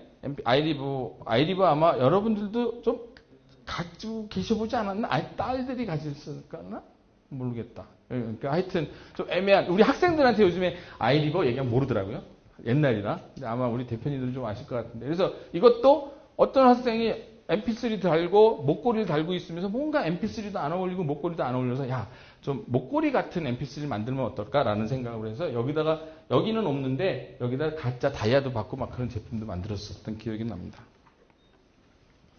그 다음에 이게는 이제 아모레 퍼시픽에서 이제 컴팩트를 디자인하는데 학생들을 또 지켜본 거예요. 학생들을 딱 보는데 보니까 컴팩트를 열고 컴팩트를 쓰는 경우가 거의 없이 거의 대부분 얼굴만 보고 말더라. 그래서 아예 바깥에다가 유리와 같이 하이그로스, 이거 깨지지 않은 유리 아니에요. 하이그로스 면을 처리해서 거울로 써주고 정말 필요할 때는 밑에서 슬라이딩 돼서 나오게 하는 거. 이건 굉장히 젊은 친구들한테 많이 팔렸던 그런 제품입니다. 그러니까 이런 것들이 전부 다 컴파운드 그냥 그런 어떤 기존이 아니라 쳐다보면서 이 사람들을 쓰는 걸 보면서 뭐가 불편하지? 저거 왜 열었다가 이거는 안 하고 근데 보면 거기에서 열었는데 안에 그 컴파운드 있어갖고 유리창은 또 유리는 항상 지저분하고 뭐 더스트 묻고 그러잖아요. 그거 닦고 얼굴 보고 다시 닦고 그럼 또 여름 때 보면 또 그렇게 되고. 근데 그런 걸 보면서 좀 편하게 안 될까? 그럼 거울을 밖으로 빼자. 이 정도의 아주 간단한 아이디어인데 간단한 생각이죠. 이게. 간단한 생각이 이 제품을 좀 다르게 만들 수 있는 거죠. 뭐 자동차니까 이거 한번 제가 요거만 한번 더 보여드리고 넘어가면 자율주행 있잖아요. 자율주행 여러분들 정말 완전히 세상을 바꿔놓습니다. 이제 그냥 간단한 자율주행이 아니라 자율주행하면 뭐가 바뀔까요? 자율주행하면 뭐가 바뀔까요? 뭐가 자율주행하는데 이 회장님 저기서 지금 강의를 여러 번 들었더니 자꾸만 장난만 치고 있어서 하고 자율주행을 하면 자율주행이 근데 사람이 평생 운전대를 잡고 있는 게 36,000시간이라는 조사가 나왔대요. 운전대를 잡고 시간을 보내는 게 36,000시간. 그럼 그 36,000시간 버리는 시간이잖아요. 그 시간을 4시간으로 쓸 수 있는 게 자율주행이에요. 그러니까 자율주행 돼서 안전하고 뭐 이게 아니라 이제는 그 36,000시간을 내가 뭘 하지라는 거가 새로운 시장이 열리는 거고 자동차 인테리어 디자인은 전부 다 바뀌는데 어떻게 바뀌냐 하면 디자이너를 위한 공간, 주부를 위한 공간, 아이들을 위한 공간, 공간적으로 다 변하는 거예요. 그래서 내가 1시간 저기 가는데 그동안은 내가 뭐 할 건지 공부를 할 건지 잠을 잘 건지 거기서 아예 상담을 할 건지 일을 할 건지 그러다 보니까 자동차 디자인이 요즘에 신경 쓰겠어요 안 쓰겠어요? 자동차 외관은 신경 안 써요. 요즘에 그러잖아요. 자율주행 그럼 왜 다 박스야? 자동차 디자인이 중요한 이유는 자동차 운전하는 사람이 밖에 있는 자동차만 보기 때문에 그래요. 그러니까 운전할 때 뭐 보세요? 운전할 때 앞, 뒤, 좌우 자동차만 보잖아요. 그러니까 가면서 뭐예요? 심심하니까 야, 저 차 비기 싫다. 저 차 이쁘다. 야, 저 차나 한번 나중에 살까? 저 차 이상하네. 왜 국내가 저래? 야, 저 뒷차 이상하다. 앞에 날까? 이런 얘기하면서 계속 디자인이 회자되는데 이제는 자동차를 안 본다는 거예요. 자동차를 안 보고 그 안에서 자기끼리 노는 거예요. 그러니까 자동차의 모양은 더 이상 좋을 필요가 없는 거죠. 그리고 화려할 필요가 없는 거고. 이제는 안에, 인테리어예요. 인테리어. 이거가 이제 보면 인테리어냐, 제품이냐. 비행기에 있는 화장실이 사실 엄청나게 고급 디자인이에요. 그 작은 공간에 의자를 2-3개 빼고 거기서 모든 걸 할 수 있게 만든 디자인이거든요.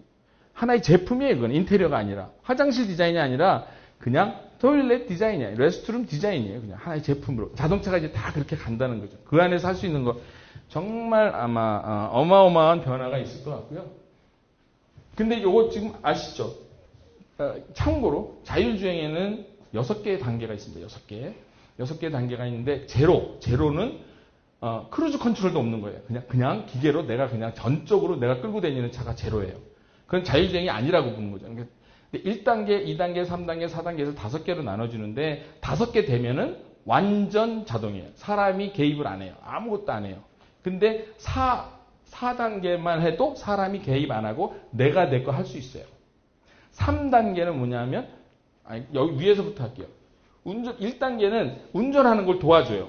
운전하는 걸 도와줘서 속도 맞춰놓고 그냥 앞차 쭉 따라가고 그 다음에 거기서 뭐 이렇게 요 정도 브레이크 안 밟고 그 다음에 악셀레이터 안 밟고 뭐 이 정도. 2단계는 앞차가 쓰면 너도 따라 쓰고 그 다음에 저기에서 무슨 속도계가 있으면 속도 줄이고 뭐 앞에 있으면 쓰고 뭐 이렇게 해서 이제 어느 정도 그런데 2단계까지 사람이 지켜 있어야 돼. 근데 3단계 뭐냐면 3단계는 이제 얘가 차선을 바꿔요. 그래서 앞에 차가 이렇게 있는데 지금은 차가 있는데 막혀 있으면 그 뒤에서 나도 서야 돼요. 3단계 가면 얘가 차선을 옮겨요. 차선을 옮긴다는 얘기 뭐냐면 고속도로에서 내릴 수도 있어요. 거기까지 가는 건데 그래도 운전자는 지켜는 봐야 돼요. 완전 잘. 4번째부터는 운전자가 운전해서 손을 떼어도 되고 운전석이 없어요. 5번째. 근데 지금 이미 그런 보험이 있어요. 그래서 이제 보험은 이 정도로 가면 갈수록 뭐가 되냐면 사람 실수가 아니에요. 회사 실수예요. 그래서 지금 발빠르게 삼성이냐 이런 데서 지금 보험을 만들었어요. 자율주행을 위해서. 자율주행해서 사람이 한 게 아니라 기계로. 내가 안 하고 이렇게 하고 그냥 보고 있어도 되는데 이게 가다가 사고가 났다. 그러면 자동차에서 먼저 돈을 내고 그 자동차 보험회사에서 자동차 회사한테 청구를 해요. 나한테 청구하는 게 아니고. PL법으로 바뀌어가요. 근데 이쪽으로 가면 완전히 PL법이죠. 근데 저게 엄청나게 빨리 오고 있어요. 저만 해도 사실은 제가 차를 바꾼 이유가 저는 서울에서 출퇴근하는데 아마 여러분들은 아마 그런 것도 있을 거예요. 이제 해보셔야 돼요. 그냥 막 불안해서 그 손 어떻게 나? 근데 내가 한번 텔레비를 봤더니 정의선 회장이 그 차 데모하는데 손 놓고 이렇게 커피 마시면서 가더라고요. 그래서 안전한가 보다. 정말 해봤더니 며칠 지나니까 좀 불안한데 요즘은 졸아요. 정말로. 서울 올라갈 때 요즘엔 졸리고 졸릴 때는 안전히 손 떼는 게 더 안전해요. 제일 사고 나는 게 졸릴 때 핸들 붙들고 있는 거. 그러면 더 기를 쓰고 붙들잖아요. 그래서 그게 사고 나더라고요. 그러니까 자율주행에서는 어느 정도 너무 졸립다 그러면 손 땅 떼어놓고 진짜 팔짱 끼고 가만히 가는 게 더 안전하게 차가 가더라고요. 그 정도까지 됐어요. 고속도로에서는. 한번 해보시면 믿을만 해요. 근데 이제 저번에 막 나는 게 사람이 간섭하는 것들에서 사고가 나는 경우가 좀 있어요. 근데 이제 하여튼 이렇게 된다라는 거 하고 그래서 지금 어떻게 변하고 있냐 하면 김 선생님 이거 어떻게 되지? 이거 눌러? 네, 다 눌렀어요. 요거? 다음 그냥 넘어가시면. 안 돼. 제가 요걸 누를게. 눌러봐봐요. 요거 한번 보세요. 이거 아닌데? 이거 아니세요? 이거 아니야. 이거 아니야. 잠깐만. 그러면 저거 눌러주세요. 저거. 요거 메뉴 그거. 응. 안 돼? 지금 켜지고 있어요. 응.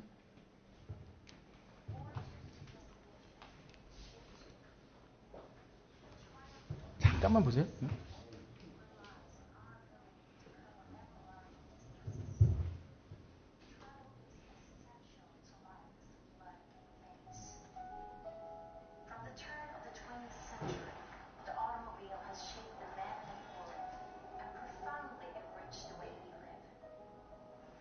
짧은 거 한 2분짜리니까요. 금방.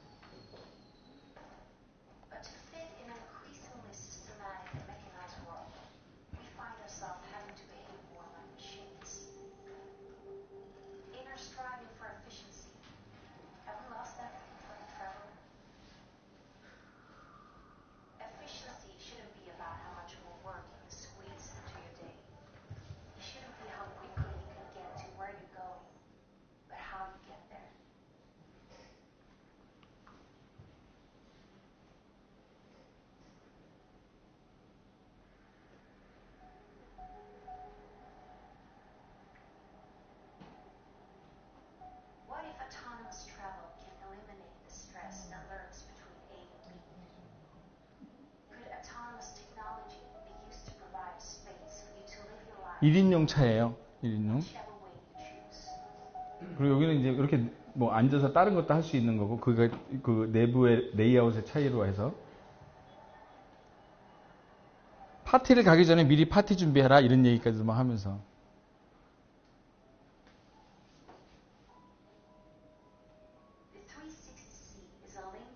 볼보에서 만든 차입니다.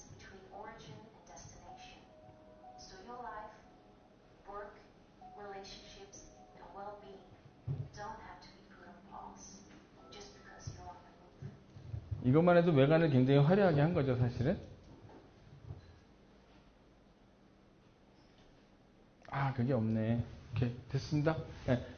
여기 보면 이 의자가 제가 지금 동영상을 뭐 했는데 하여튼 이 의자가 쫙 바뀌어서 그냥 혼자 자리로 이렇게 앉으면서 그 앞에 책상으로 다 튀어나와서 거기서 책 일도 보고 모사도 하고, 여기가 들어보면 여기에 하나 열면 냉장고, 밑에 열면 뭐 파티 음식 먹을 수 있는 거, 그 밑에 열면 뭐 브랑켓들 들어가 있고, 완전히 그냥 한 2시간이 모고 가면은 그냥 비행기 1등석 같은 그런 어떤 거를 그대로 만들어줘요. 근데 이제 그게 전부 다, 근데 이게 먼 얘기가 아닙니다, 지금. 거의 지금 많이 되고 있고요. 그래서 지금 이게 이제 뭐 택시니 뭐니 뭐 이렇게 지금 만들고 있는데, 그래서 보면 근데 만일에 이런 식의 모양이 나왔다, 이거는 지금 이미 그 고정관념의 상태에서 막 그런 거고요. 이런 것들은 전부 다 이제 바깥에는 의미가 없는 거예요. 바깥은 그래서 그냥 캡슐이에요. 캡슐, 프레임. 그리고는 전부 다 요 안에 요 모듈만 바꿔서 이제 용도가 다 바뀌는 거예요. 누가 쓰느냐, 어떻게 쓰느냐, 무슨 용도로 쓰느냐. 그 안에 비즈니스가 어마어마할 거라고 생각이 돼요. 왜냐하면 회사에서 모든 사람의 맞춤을 이건 만들지 않을 거라고 생각이 들고 이 안에 들어가는 많은 어떤 부품이나 제품이나 어떤 그런 것들이 아마 무궁무진하게 되지 않을까라는 생각이 좀 듭니다. 그래서 저거는 아마 자율주행 하면서 지금 이런 것도 보면 이거는 지금 저기 복수방향에서 아주 대대적으로 지금 만들어가고 있는 그런 것들인데 이게 지금 택시로도 나오지만 그냥 가정 4인 가구들 애들 데리면서 왔다 갔다 하는 그런 모든 것들을 전부 다 저런 거로 처리하겠다라고 지금 하고 있고 거의 프로토로 해서 지금 뭐 일부 구간에서는 하고도 있고 근데 지금은 보면 이제 자율주행을 여러분들이 못 느끼는 게 뭐냐면 지금 있는 차의 형태에다가 자율주행을 넣기 때문에 뭐가 많이 바뀌나라고 생각하는데 이제 완전히 그 차가 바뀐다. 왜냐하면 차가 이제 앞에는 이게 튀어나올 필요가 없어요. 왜냐하면 자율주행이 되면 자동차가 안 부딪혀요. 왜냐면 아까 그런 영상도 찾아보면 많은데 자율주행 있으면 신호등도 없어져요. 자기끼리 컨트롤하면서 가는 거니까. 많으면 자기가 쓰는 거고. 신호등 보고 내가 그걸 이게 없는 거예요. 그냥 다 스무스 다 가는 거예요. 그러니까 여기에 범퍼라는 건 뭐예요? 범퍼, 부딪히라는 거잖아요. 그런 것들이 다 없어진다는 거죠. 이제 완전히 다 변해가. 그러니까 이제 엔진이 변한다 뭐 이런 부분이 아니라 차가 움직이는 그 다음에 사용하는 기능이 바뀌기 때문에 완전히 모양이 전혀 새롭게 되는데 제 생각에서는 이거는 아마 우리 지금 젊은 벤처나 우리 벤처 기업들에서 정말 할 수 있는 거리들이 앞으로 무궁무진하다라는 생각이 듭니다. 곧 지금 테슬라가 많이 팔리는 이유가 테슬라는 3단계예요. 테슬라는 지금 차선 변경해요.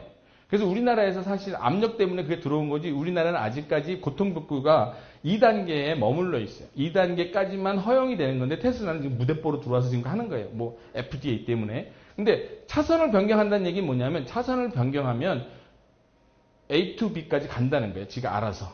근데 지금은 2단계는 차선 변경을 못하고 앞차만 따라가다가 전달하는 거예요. 근데 진짜 기가 막힌 건요. 스피드건이 있고 이렇게 속도 조절하 그럼 자기가 알아서 줄여요.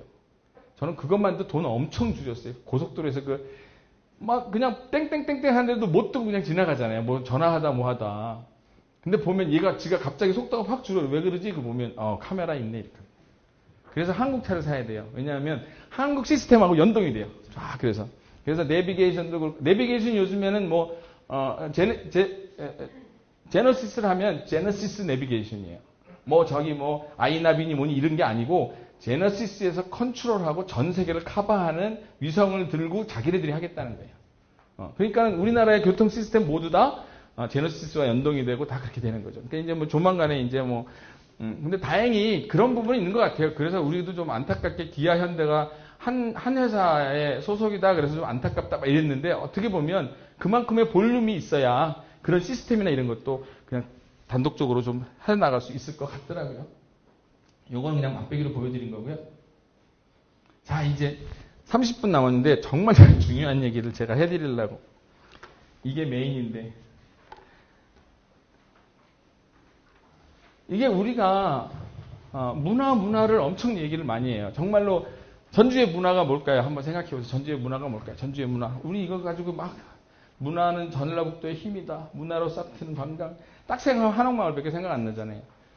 정말 한옥마을은 문화의 왜곡된 부분을 지금 보내주는 거나 똑같아요. 근데 우리는 이제 그러니까 제가 얘기하는 거는 항상 그래 너 그럼 답이 뭔데? 라고 물어보시면 할 얘기는 없어요. 근데 그런 의식은 가지고 있어야 뭔가 우리가 새로운 어떤 생각을 해볼 수 있다라는 거에 대해서 제가 말씀을 드리는 건데 보면 이제 문화로 싹 트고 뭐 하여튼 문화로 다 도배를 했는데 실질적으로 우리는 문화가 뭔지 모른다 이거죠. 원형, 문화의 원형이 뭐예요? 한국적 문화의 원형. 한국적 문화의 원형이 이게 아니라니까요, 이런 게. 이게 아니에요. 좀 이따 설명드리겠지만, 문화, 품격 있는 문화도시. 도대체 품격 있는 문화도시가 뭐냐, 이거죠. 그래서 문화에 대한 이해를 좀 오늘 드리고 싶어서 이렇게. 이건 굉장히 짧은 이야기인데 굉장히 중요한 이야기예요. 우리가 잘못 이해하고 있는 문화. 문화는 두 가지가 있습니다. 만져지는 문화하고 만져지지 않는 문화. 근데 만져지지 않는 거, 만져지는 문화는 지금 얘기한 것은 이제 막 첨성대, 다보탑. 가보면 딱 보이잖아요. 명확하잖아요. 설명 안 해도 되잖아요. 그 보여주는 문화하고 만져지는 문화예요. 근데 보여지지 않는 문화들이 있어요. 보여지지 않는 소리, 맛. 그 다음에 아까 말씀드린 그거, 한옥. 근데 한옥에 만져지는 문화는 한옥의 기와예요. 안 만져지는 문화는 숙면이에요. 숙면. 그러니까 우리가 지금 상품화할 수 있는 건 그 숙면을 어떻게 상품화하지 보여지는 기와를 가지고 뭘 만들까라고 하면 잘못됐다는 그것 때문에 지금 우리가 우리 문화를 상품화를 못하고 싸구려로 지금 쓰고 있는 거예요. 그래서 저는 이거는 정말 제가 만든 얘기 같은데 세게 해야지 되니까 죽은 문화. 만져지는 문화는 죽은 문화예요. 사문화. 그 다음에 intangible, 만져지지 않는 문화는 살아있는 문화. 그러니까 두 가지가 완전히, 그러니까 살아있다는 건 뭐예요? 지금도 그 문화는 계속 발전되는 거예요. 근데 죽어있는 문화는 딱 스탑되어 있어요. 그리고 보존해야 돼요. 그때부터. 손대면 안 돼요. 뭐 교체해도 안 돼. 그러니까 지금 다보탑에 사람 올라가면 다 걸리잖아요. 첨성대 얼마 전에 고등학생 올라갔다고 뭐 잡혔잖아요. 예? 거기는 접근하고 하면 안 돼. 그냥 그대로 보존해야 돼요. 근데 생문화는 그대로 가야 돼요. 지금 그러니까 전주 비빔밥 옛날에도 그렇게 먹었을까? 아마 누가 그럴 거예요. 아마 전주 비빔밥 솔직히 요즘에 만든 거지 그거 누가 옛날에 그렇게 먹었겠어? 이렇게 맛있게 고급스럽게 지금 온 거지. 근데 그건 뭐냐 하면 지금 그런 어떤 비빔밥이라는 문화가 계속적으로 근데 비빔밥의 문화가 그거잖아요. 좋아하잖아요. 좋아. 프레시한 거에 좋아. 그래서 그 안에는 진짜로 뭐 우리 그 사상 체질에 대한 그게 다 들어가 있고 엄청나게 들어가 있잖아요. 그게 극대화돼서 지금 우리 수준, 우리의 경제 수준에 맞게 고급화가 된 거예요. 근데 우리는 그거는 에이 전통이 아니야. 그거는 아니야. 별거 아니고 막 이렇게 생각. 그래서 창도 그렇다는 거예요. 창도 요즘에 정말로 막 현대화된 막 이런 거 보면 에이 저건 우리 전통이 아니야. 그렇지 않다는 거예요. 그 소리라는 게 지금 제가 이런 프로젝트를 학생들하고 한 적이 있었어요. 화장실이 우리나라가 외정시대가 없었다면 36년에 외정시대가 없었다면 화장실이 어떻게 변했을까? 외정시대 다음에 바로 들어온 게 그러니까 외정시대 때문에 변한 게 아니라 외정시대 다음에 6.25를 거쳐서 미국에 들어와서 지금 수세식 양병기 이렇게 가는 것도 있거든요. 그러면 만일에 그게 없고 우리나라가 이 정도 수준까지 왔으면 우리나라의 화장실 문화는 어떻게 고급화했을까? 그것도 굉장히 재밌는 생각이었던 것 같아요. 그래서 문화의 단절은 주로 아시아, 사우스 아메리카, 러시아 이런 것처럼. 근데 이제 문화 개선 타일랜드, 유럽. 근데 타일랜드는 제가 참 좋아해요. 저는 이 타일랜드를 굉장히 노는 것도 그래서 가지만 제일 좋은 거는 300년 동안 식민지를 안 당한 유일한 동남아 국가예요. 아시아 국가예요. 그러니까 외세 침범 그래서 타이에 가셔서 호텔에 제일 좋은 호텔에서 아무리 뭐 좋은 인터컨티넨탈이든 무슨 아주 리치카스든 뭐든 그래서 거기서 제일 좋은 방이 뭐예요? 항상 타이시룸이에요. 타이 스타일로. 그러니까 제일 비싼 방은 타이 스타일로 돼 있어요. 실크도 타이 스타일로 돼 있고 재질도 타이 스타일로 돼 있고. 왜냐하면 지금은 걔네들이 그런 중간에 어떤 식민지가 없었기 때문에 자기 고유의 거를 지금의 현대화를 계속 만들어 온 거예요. 이게 지금 뭐냐 하면 이게 지금 방콕에 있는 사원이에요. 사원인데 한번 가보시면 2시 되니까 사람을 막아요. 왜 못 들어가지? 지금 왕 내려와서 기도하는 시간이라는 게. 그러니까 여기는 지금도 왕이 내려와서 여기서 기도를 해요. 그러니까 얼마나 여기 편하게 잘 해놨겠어요. 고급스럽게. 정말 금도 그대로 계속 보존이 돼 있는 거. 근데 이거는 뭐예요? 더 이상 왕은 여기 안 살잖아요. 그리고 앙크로왑 이런 것들. 앙크로왑이 옛날에 가면 거기에 다 금도금이 돼 있었다 그러더라고요. 근데 지금은 그게 없는 상태에 그냥 돌이잖아요. 근데 우리는 그 돌만 보면서 옛날에 이렇게 했지라고 생각하는데 엄청나게 화려했을 거라는 거지. 그 당시에 왕이 살았기 때문에. 그럼 그게 왕이 살아서 계속 내려왔다면 지금 어떤 상품이 됐을까라는 걸 생각해 보면 형상이 중요한 게 아니라 거기가 가지고 있는 그런 문화, 정서, 그러니까 가치, 밸류 그런 거라는 거죠. 보이지 않는 문화라는 거죠. 여기는 그러니까 보이지는 문화는 없어요. 어떻게 보면 보이지 않고 만져지지 않는 거. 근데 왕이 거기 와서 기도하고 간다는 그 자체가 거기에 있는 모든 분위기를 다르게 하는 거죠. 여기는 아직까지도 국회 하잖아요. 아직도 상원 하원하면 다리 이렇게 한다 그러고 아직도 하잖아요. 빅밴드 그렇고. 아직도 무슨 성당에 가면 그 오래된 성당인데 아직도 공주니 왕자니 거기서 결혼식 하잖아요. 근데 그걸 그냥 우리 같은 이런 불국사 같은 데서 결혼식 하겠어요? 아니라는 거죠. 완전히 계속 쓰는 그걸 관리를 해나가고 계속 살아있다는 거죠. 살아있다는 거죠. 이게 굉장히 중요한 내용입니다. 대표적으로 우리나라에 그래서 이렇게 보는 게 이게 경주 죽어있는 문화 죽어있는 문화라고 해서 절대 이게 제가 폄하하는 게 아니에요. 그 가치는 어마무시해요. 정말로. 그래서 이렇게 사람을 못 만지게 하는 거예요. 엄청난 가치니까. 수천 년 된 거고 보존해야 되는 거고. 근데 그 가치는 보존의 가치라는 거죠. 근데 이걸 가지고 내가 제품에 한다 그러면 이 기와 가지고 뭐 할 거고 이 무덤의 형태 가지고 뭐 할 거냐는 거죠. 여기는 정말 보이지 않지만 안에 들어가 있는 정서적인 부분. 그게 아까 제가 이야기한 코리안 하트, 한국 사람의 마음. 한국 사람의 근데 이제 그걸 문화라는데 참 그게 찾아내기가 어려워서 돈이 되는 걸 수도 있고 사실은. 자, 여기서 이제 그게 나오는 거예요. 아까 그 죽어있는 문화 가지고 상품화를 하면 기념품이에요. 문화상품이 아니에요. 근데 살아있는 걸 가지고 문제를 만들면, 상품을 만들면 문화상품이에요. 근데 우리는 문화상품과 문화기념품을 나눠놓지를 않았어요. 그러니까 이게 문제가 심각한 거예요. 우리나라의 최고의 문화상품은 김치냉장고예요.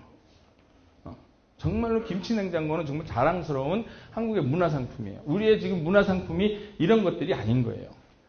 얘네들은 왜? 보존이, 기능이 없어요. 그러니까 얘는 여기다가 지금 밥 안 해 먹잖아요. 밥 해 먹을 필요도 없고, 얘에다가 지금 독에다 뭐 넣어놓을 필요 없다고요. 그러니까 얘는 약을 뭘 쓰는지 몰라. 비싸게 만들 필요가 없어. 왜냐하면 내가 안 쓸 거니까. 얘는 그냥 보기만 할 거니까. 색깔만 나오면 된다고요. 그래서 보면, 특히 이렇게 오칠주걱 있잖아요. 오칠주걱. 제가 이야기 좀 자세하게 드리면 너무 좋은데 오칠이 기가 막히더라고요. 오칠. 저는 그래서 자동차 인테리어도 오칠로 한번 해본 적이 있는데 오칠은 이런 게 두 개 팔아요. 백화점에 가도 지금 그래요. 이런 오칠 2,500원짜리가 있고 6만 원짜리 오칠주걱이 있어요. 그럼 여러분들 대반에 무슨 소리 하시냐면 아이 미친놈들 장인이 했다고 작가가 했다고 이렇게 비싸다고 그래요. 근데 그렇지가 않아요. 얘는 기능이 있고 얘는 기능이 없어요. 얘 가지고 밥 퍼먹으면 안 돼요. 독약이에요. 독약. 얘는 밥 퍼먹는 데 써야 돼요. 아끼지 말고. 왜냐하면 여기에 칠해져 있는 오칠이 비싼 거예요.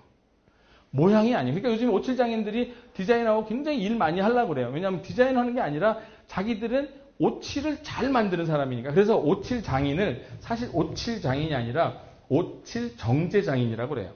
그래서 자기가 쓰는 칠은 자기가 만들어 쓰는 거예요. 그러니까 아까 얘기하는 것처럼 한옥의 재질이 좋은 거지 오칠 그 재료가 좋은 거지 오칠의 그 모양이나 그 사람이 붓으로 이쁘게 칠했다고 모양이 이쁘다는 게 아니라 오칠은 칠해놓고 오래되면 될수록 이뻐요. 오칠의 성능이. 이게 지금 핵 안보 정상회담의 대표단이 뭐 제작한 핵 정상회담이 있었어요. 해당보 정상회담. 그래갖고 부산에서 한번 굉장히 크게 한번 했었는데 거기 한 20명의 외국 대통령이 왔었는데 선물을 여러 가지 선물했는데 그 중에 이걸 했어요. 뭐냐면 갤럭시 탭 뒤에다가 오칠을 했어요.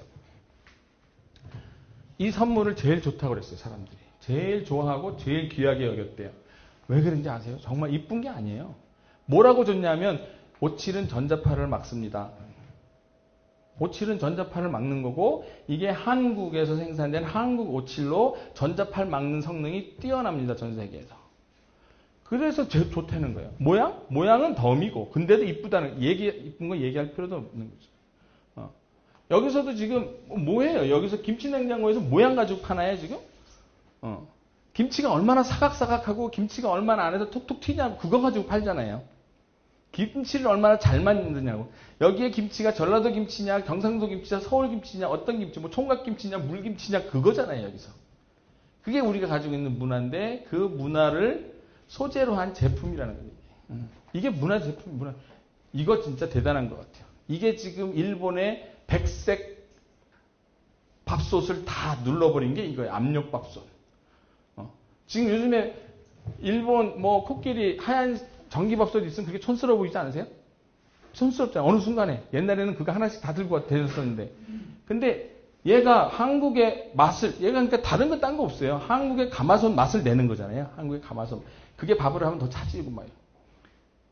모양은 어때요? 모양은 완전히 최첨단 로봇이잖아요. 근데 여기서 정말 기가 막히게 쓴 게 뭐냐면 색깔은 여기서 가져왔어요. 얘 색깔도 이런 쪽에서. 색깔을 그 소재의 색깔을.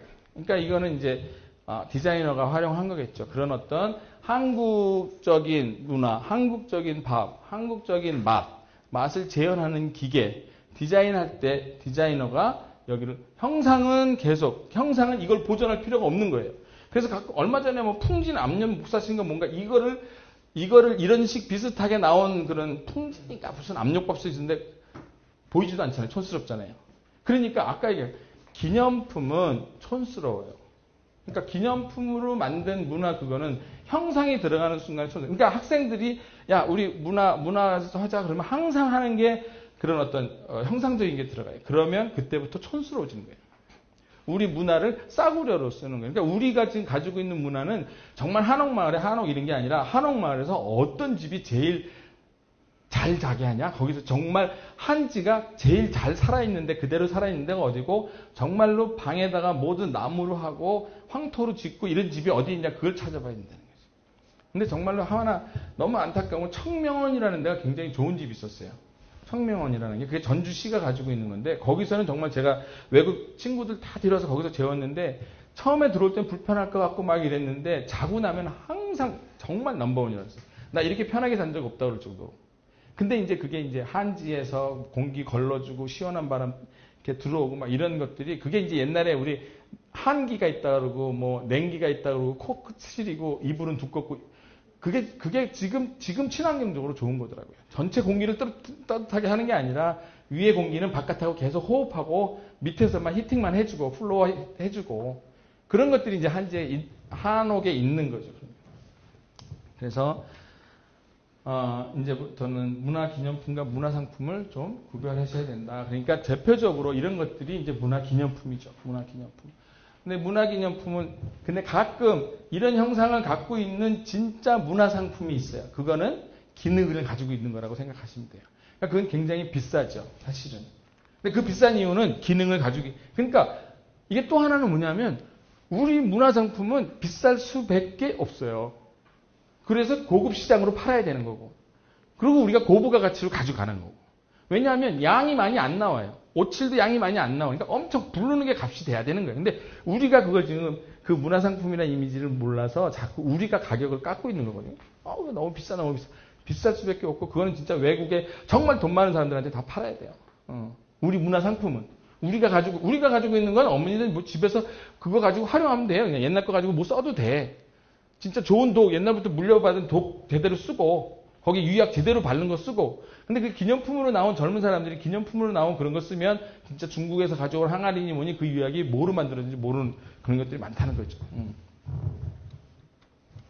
이것도 지금 문화 기념품이에요. 그냥 무슨 기능이 있는 거예요? 전통에서. 그냥 형상만 가지고 있는 거예요. 형상만. 이것도 그리고 싸지도 않아요. 이런 거는 125만 원이야. 서류를 자기에다 넣었다고 뭐가 있냐는 거죠. 무슨 기능이 있냐는 거죠. 뭘 보존하냐는 거죠. 그래서 문화상품, 제가 제일 좋아하는 문화상품, 삼성 김치냉장고, 뭐 만도 김치냉장고, 하여튼 김치냉장고. 이거는 정말, 근데 그러잖아요. 벌써 세계 넘버원이잖아요. 지금도 우리가 와인 마시면은 그래도 집에 뽀다고 와인 하나 해서 와인 실러. 어디 거 사세요? 삼성에서는 아예 만들지도 않잖아요. 와인 실러. 만드네. 이름만 대고 간다고 하더라고. 독일, 프랑스, 이태리 거 사잖아요. 왜냐면 와인은 그쪽이 최고니까. 그러니까 우리나라는 김치냉장고 당연히 한국 거 사요. 그래서 김치의 종주국이 어딨냐가 굉장히 중요한 거예요. 김치 종주국이 일본이냐 중국이냐 해서 저놈들 뭐 김치 그게 아무것도 아닌 게 아니라 김치 종주국이 어디냐에 따라서 김치를 만드는 많은 산업들이 사냐 중냐를 한다는 거죠. 똑같은 냉장고죠. 뭐 똑같은 일본에서 이거 왜 못 만들겠어요? 근데 일본 김치 냉장고는 안 쳐준다는 거죠. 왜 안 쳐주는 거죠? 왜냐? 한국이 김치의 종주국이기 때문에 한국의 문화이기 때문에. 여기 보면 진짜 여기 보세요. 그냥 모양에 대해서는 아무 설명 없어요. 카탈로그 보면 김치를 어떻게 만드냐면.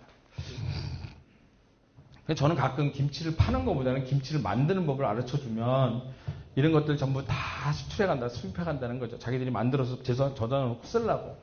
지금 이제 김치를 갖다 저장해 놓고 있는데 그게 아니라 김치를 만드는 거. 그러면 그것도 생각해 볼 필요가 있어요. 지금 우리나라에 일식집 엄청 많잖아요. 일식집 엄청 많은데 진짜 일식집이 같으려면 어떻게 해야 돼요? 소품이니 뭐니 일본에서 사오잖아요. 그리고 뭐 생선도 뭐 일본에서 얼마 사온다고. 그래야지 일본식까지. 일본 사람 하나도 없고 한국 사람이 그렇게 모양하면서 하잖아요. 그러니까 얼마나 많은 걸 사오겠어요, 우리가.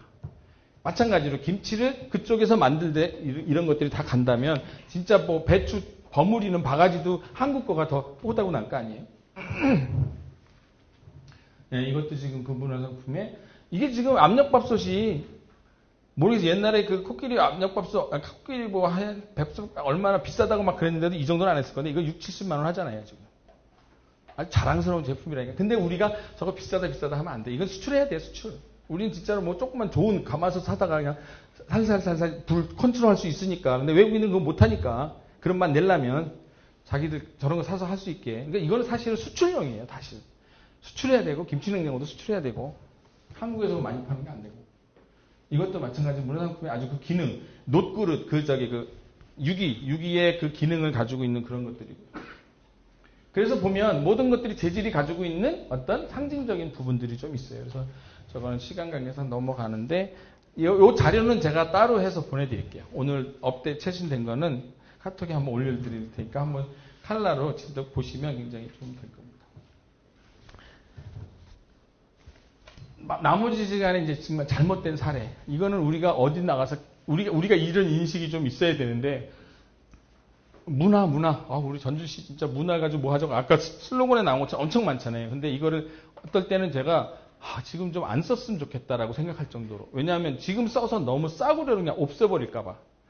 그러면 외국인이 와갖고 여기 왔어요. 여기 와서 이게 뭐야? 그냥 한국의 기와래요. 한국의 한옥에 있는 기와래요. 와, 그래? 오케이. 난 저거 안 사. 그러지 않을까요? 이거?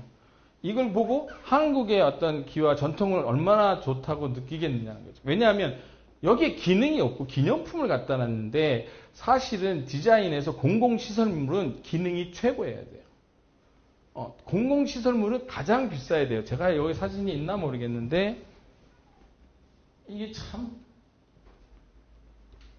이게 파리에 가면 공중 화장실이에요. 그 다음에 이게 택시 정류장, 버스 정류장. 굉장히 심플하고 구조적이고 기능적이고 아무리 발로 치고 뭐로 갖고 뭐 부셔도 안 부셔져야 되고. 왜? 부셔지는 순간 그게 흉물이 되거든요. 흉기가 되고. 근데 우린 지금 참 그건 몇 번 얘기했는데도 안 되던데 저거 그거 뭐라 그러죠? 버스 정류장을 작품화하겠다 그래서 지금 계속 뭐 이상한 모양의 버스 정류장이 생기고 있는데 그건 참 심각한 문제입니다.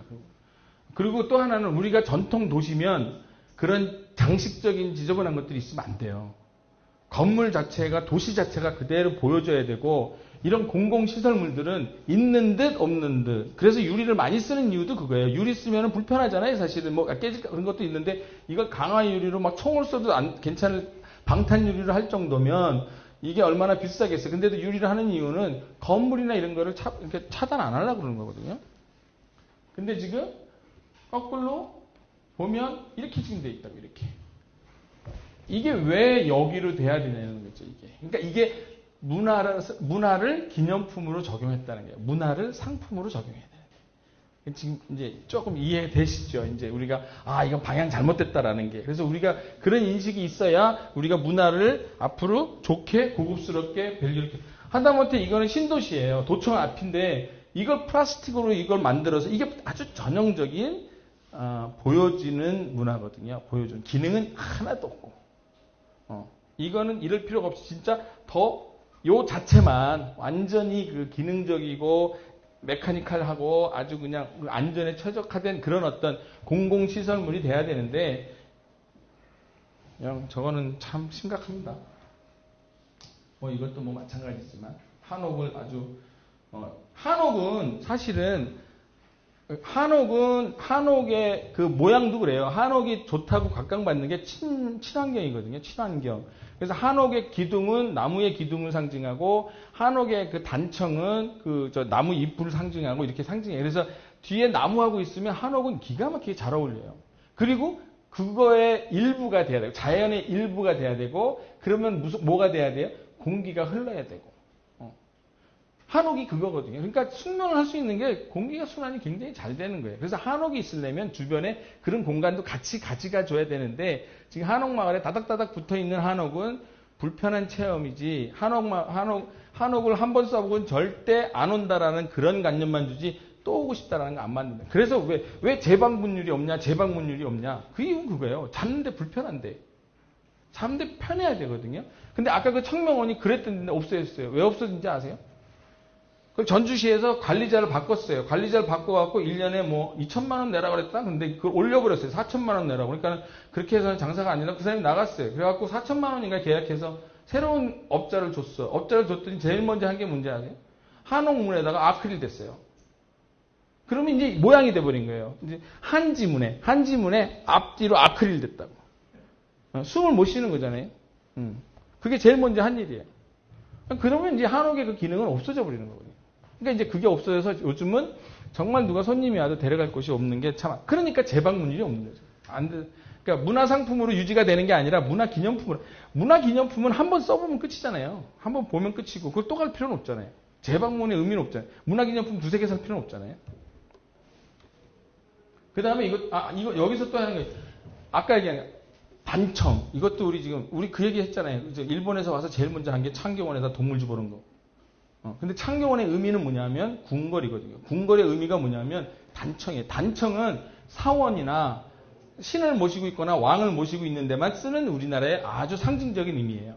그래서 그걸 일본 애들이 와서 우리나라 상징적인 의미를 완전히 싸구려로 만들려고 그 궁에다가 동물원을 집어넣고 궁에다가 초등학교 집어넣은 거예요. 근데 우리 여기 전주에서도 그 초등학교가 지금 빠져나왔는데 그 빠져나올 때 그렇게 데모했다면서요. 나오면 안 된다고. 그건 말이 안 되는 거죠. 근데 이것도 마찬가지예요. 근데 아직도 우리 전주 동물원에 앞에 현관을 우리 전통적인 우리 문화도시라고 해서 이렇게 단청을 했다는 거는 정말 창피한 얘기예요. 이거는 정말로 그냥 아주 기능적. 애들이 왔다 갔다 하는데 편해야 되고 사고 나지 말아야 되고 안전하고 공공시설물로서 입구가 돼야 되죠. 이것도 아까 제가 뭐라 그랬어요. 이 뒤에는 나무가 있어야 되고 공기가 흘러야 된다 그랬잖아요. 지금 전주시청에서 가다 놓고 있는 한옥이에요. 그리고도 이게 되게 대단하다고 이야기를 하고 있는데 저 이런 얘기 막 하는데도 안 듣네. 진짜 전주시에서 막 얘기하는데도 안 들어요. 근데 우리가 그런 인식을 가지고 있고 저게 좋다는 얘기를 하면 안 된다는 거죠. 기념품이니까. 근데 기념품이 되면 안 되는 거죠. 상품이 돼야 되니까. 그래서 우리 걸 가지고 이렇게 쓰레기통을 만드는 건 안 좋다는 거예요. 쓰레기통은 그냥 진짜 철제 좋은 거 깨끗한 거 사서 해야지 우리 문화라고 그래서 자꾸 이렇게 그 우리 거의 전통적인 어떤 그런 이미지를 쓰레기랑 자꾸 매칭시키고 뭐하고 하는 건 너무 안 좋다라는 거죠. 이게 그래서 사례로 좀 보여드리는 그런 거고요. 이렇게 돼야 된다는 거죠, 이게. 공공시설물로서. 그리고 이 건물들이 이런 것들에 더 신경 쓰고 진짜 지자체에서 더 지원해서 이걸 더 단장하게 하고 건물을 더 좀 깨끗하게 하고 지금 간판 개선 사업하는데 간판 개선뿐이 아니라 뒤에 건물을 제대로 다시 살릴 수 있게 하고 그걸 갖다 붙여야지 간판 다 띄우고 또 빨간색, 붉은색 이런 거로 다 막아서 인류화 시켜놓고 거기다 간판 이쁘게 만들어. 그러면 그 간판 도시가 되는 거죠. 그냥 그 우리 전통 도시가 되는 게 아니고. 네, 이거는 좋은 예라고 지금 제가 그냥 들어놓은 우리 정서. 저걸 보면서 우리의 따뜻한 마음이 보이는 그런 것들이라고 생각이 들고요. 이거는 지금 시간이 별로 없어서 그런데 이게 지금 제 친구예요. 사실은 뭐냐면 퀼린이라는 브랜드 한번 보세요. 어디 나가시면. 근데 이게 지금 우리나라에도 일부 조금 들어와 있는데 굉장히 고급 브랜드. 이거 하나에 한 1억 5천씩 해요. 이 친구가 산업 디자이너인데 자기가 이렇게 저런 인형, 중국의 캐릭터적인 인형을 해서 도자기로 만들어서 아주 전 세계로 아주 유명하게. 근데 돈이 안 돼요. 왜냐하면 카피가 너무 나와.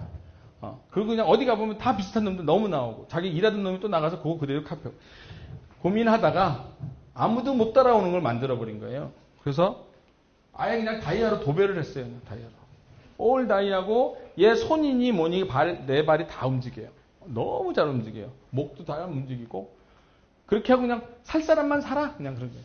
살 사람만 살아. 정말 저거는 이미테이션을 할 수가 없을 정도로. 그리고 이거에 가공하는 거는 가장 비싼 거예요. 티파니 세공하는 사람이 뉴욕, 그 다음에 저 이태리에 있는데 그 사람들한테 해갖고. 그래서 정말로 엄청나게 중국의 어떤 상징적인 부분을 굉장히 그 미신적인 이미지까지.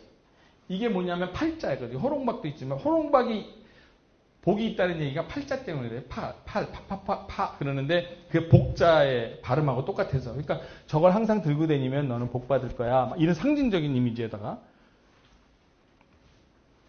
이 친구인데 데니스 첸이라고. 그런데 이게 잘한 게 뭐냐면 장만옥을 모델로 써서 파트너로 썼어요. 근데 모델로 쓴 게 아니라 파트너로. 그래서 장만옥이 딱 차고 칸 같은 데 갔다가 오면서 이제 근데 저걸 물어보기 전에 얼마, 2억, 3억 하면 더 살라고들 나뉘는 거예요. 더. 그리고 더 중국적인 거고, 중국이 가장 그거고. 근데 또 하나 여기서 또 그거는 장만홍의 남편이 불란서 아주 유명한 마케터였어요. 그러니까 불란서 사람들이 그런 거 잘해요. 장사를. 그래갖고 이 브랜드가 퀼린이 5년 만에 구찌에 팔렸어요. 구찌에. 근데 구찌에서 그거 사갖고 이제 그 다음에 와 엄청 할 줄 알았더니 안 그러더라고요. 수천억을 줬어요. 하여튼 이 친구가 저거로 그냥 거의 완전 대박 정도가 아니라 완전히 이제 끝났는데 그게 그 홍콩에서도 굉장히 큰 뉴스가 됐었어요. 그러니까 엄청나게 큰 그걸 했다 그래서 수천억을 받았는데 근데 지금도 그냥 조용하게 그 밸류 유지하면서 가더라고요. 근데 알고 보니까 구찌가 저런 명품 브랜드를 어마어마하게 소유하고 있더라고요. 그리고 이제 그걸 살살 키워가겠다고. 아주 그 고급 이미지 그대로. 이 친구 그대로. 그래서 이 친구는 그 파는 거의 조건에서 자기가 죽을 때까지 그 회사를 안 떠나는 조건으로. 그래서 샀어요. 그 디자이너가 이렇게 중요하다라는 그거로. 근데 되게 재밌습니다. 이렇게 보면. 정말 이거는 이쁘다 해서 살 수 없는 것 엄청 비싸요.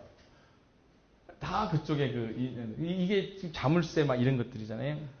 근데 퀼린 한번 들어가서 나중에 어디 가면 면세점 같은 데는 꼭 하나씩 있어요. 그리고 저기 파리나 이런 런던 가면 아주 최고 비싼 백화점 가면 요즘에 좀 많이 눈에 보이더라고요. 이런 것들도 보면 이런 비닐이 다 하나씩 움직여요. 근데 이게 이제 저 컨텐츠를 물론 이거는 만져지는 문화죠. 만져지는 문화인데 그 안에 들어가 있는 밸류는 엄청난 그 어떤 물적이나 행운이나 이런 것들 중국인이 가지고 있는 정서를 다 담아놓은 거예요.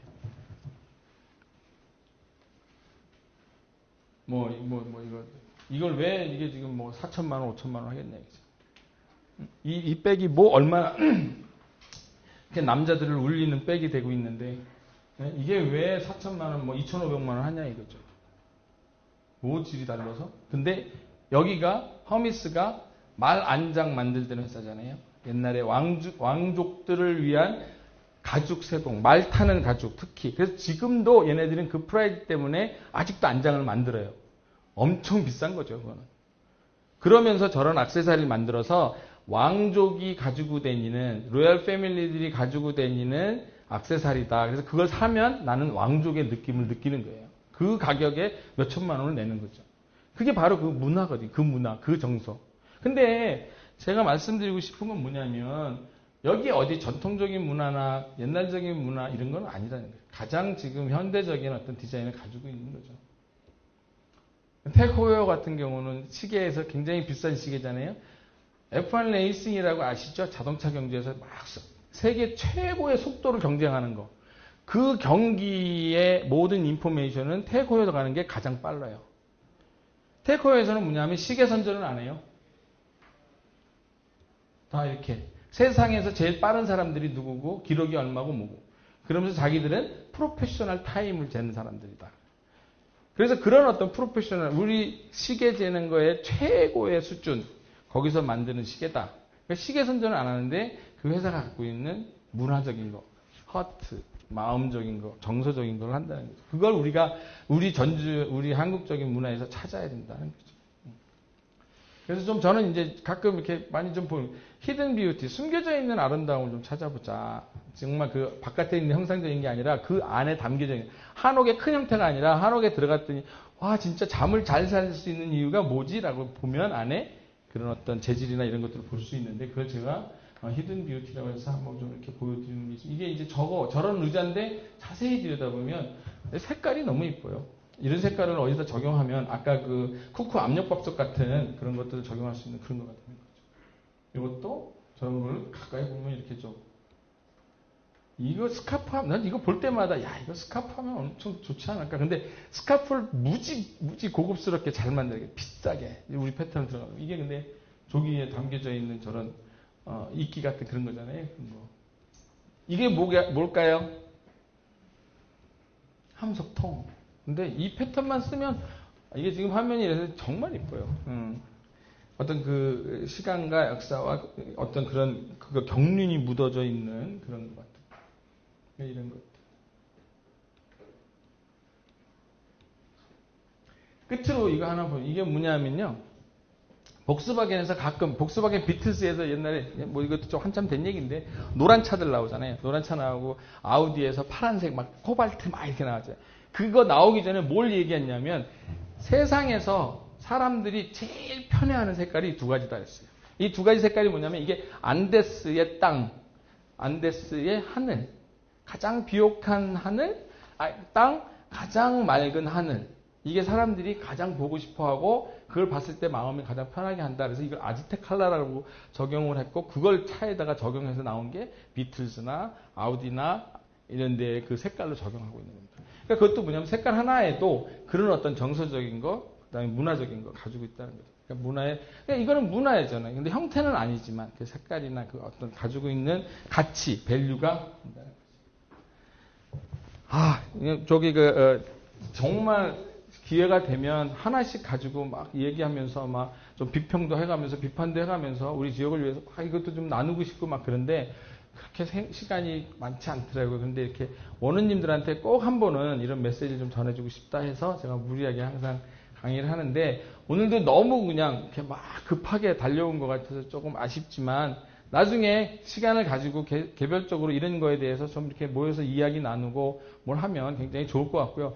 정말 여러분들 기업하실 때 이거는 근데 우리만 가지고 있는 저는 전주대학교는 정말 굉장히 클 수 있다고 생각해요. 정말로 지금 여기에서는 전주대학이 전북대랑 비교 경쟁을 못해요. 못 넘을 선이에요. 근데 나가면 서울대랑 우리는 비교할 수 있어요. 서울대가 낫니 전주대가 낫니 할 수 있어요. 숫자 전북대는 모를 거예요 아마 전북이 어디 있는지. 근데 전주는 알고 서울은 알거든요. 서울대 전주대에서 더 가치 있는 대학이 어디라고 생각하세요? 난 전주대학이라고 생각해요. 왜냐하면 우리가 갖고 있는 굉장히 가치 있는 것을 가지고 있는 대학이에요. 서울대학은 그냥 메이저 대학이거든요. 전 세계에 50위권 안에 드는 아니면 20위권 안에 들려오는 그런 메이저 대학이지만 우리는 작지만 우리 한국적인 가치, 한국적인 문화를 가지고 있는 대학이다라고 하고 나가면 굉장히 재밌을 거라는 생각이 듭니다. 그래서 지금 그렇게 작업을 하고 있고요.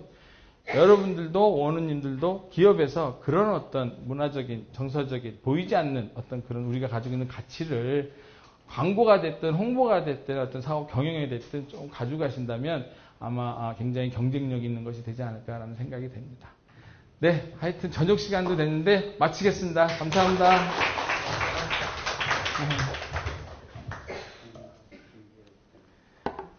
자, 그러면 단체 사진은 저희가 국비를 쓰는 것 때문에 어쩔 수 없이 단체 사진 좀 찍고요. 차는 어떻게 준비되어 있지? 안내 좀 해줘요. 지금 기다리고 있어요. 그러면 여기서 끝나시고요.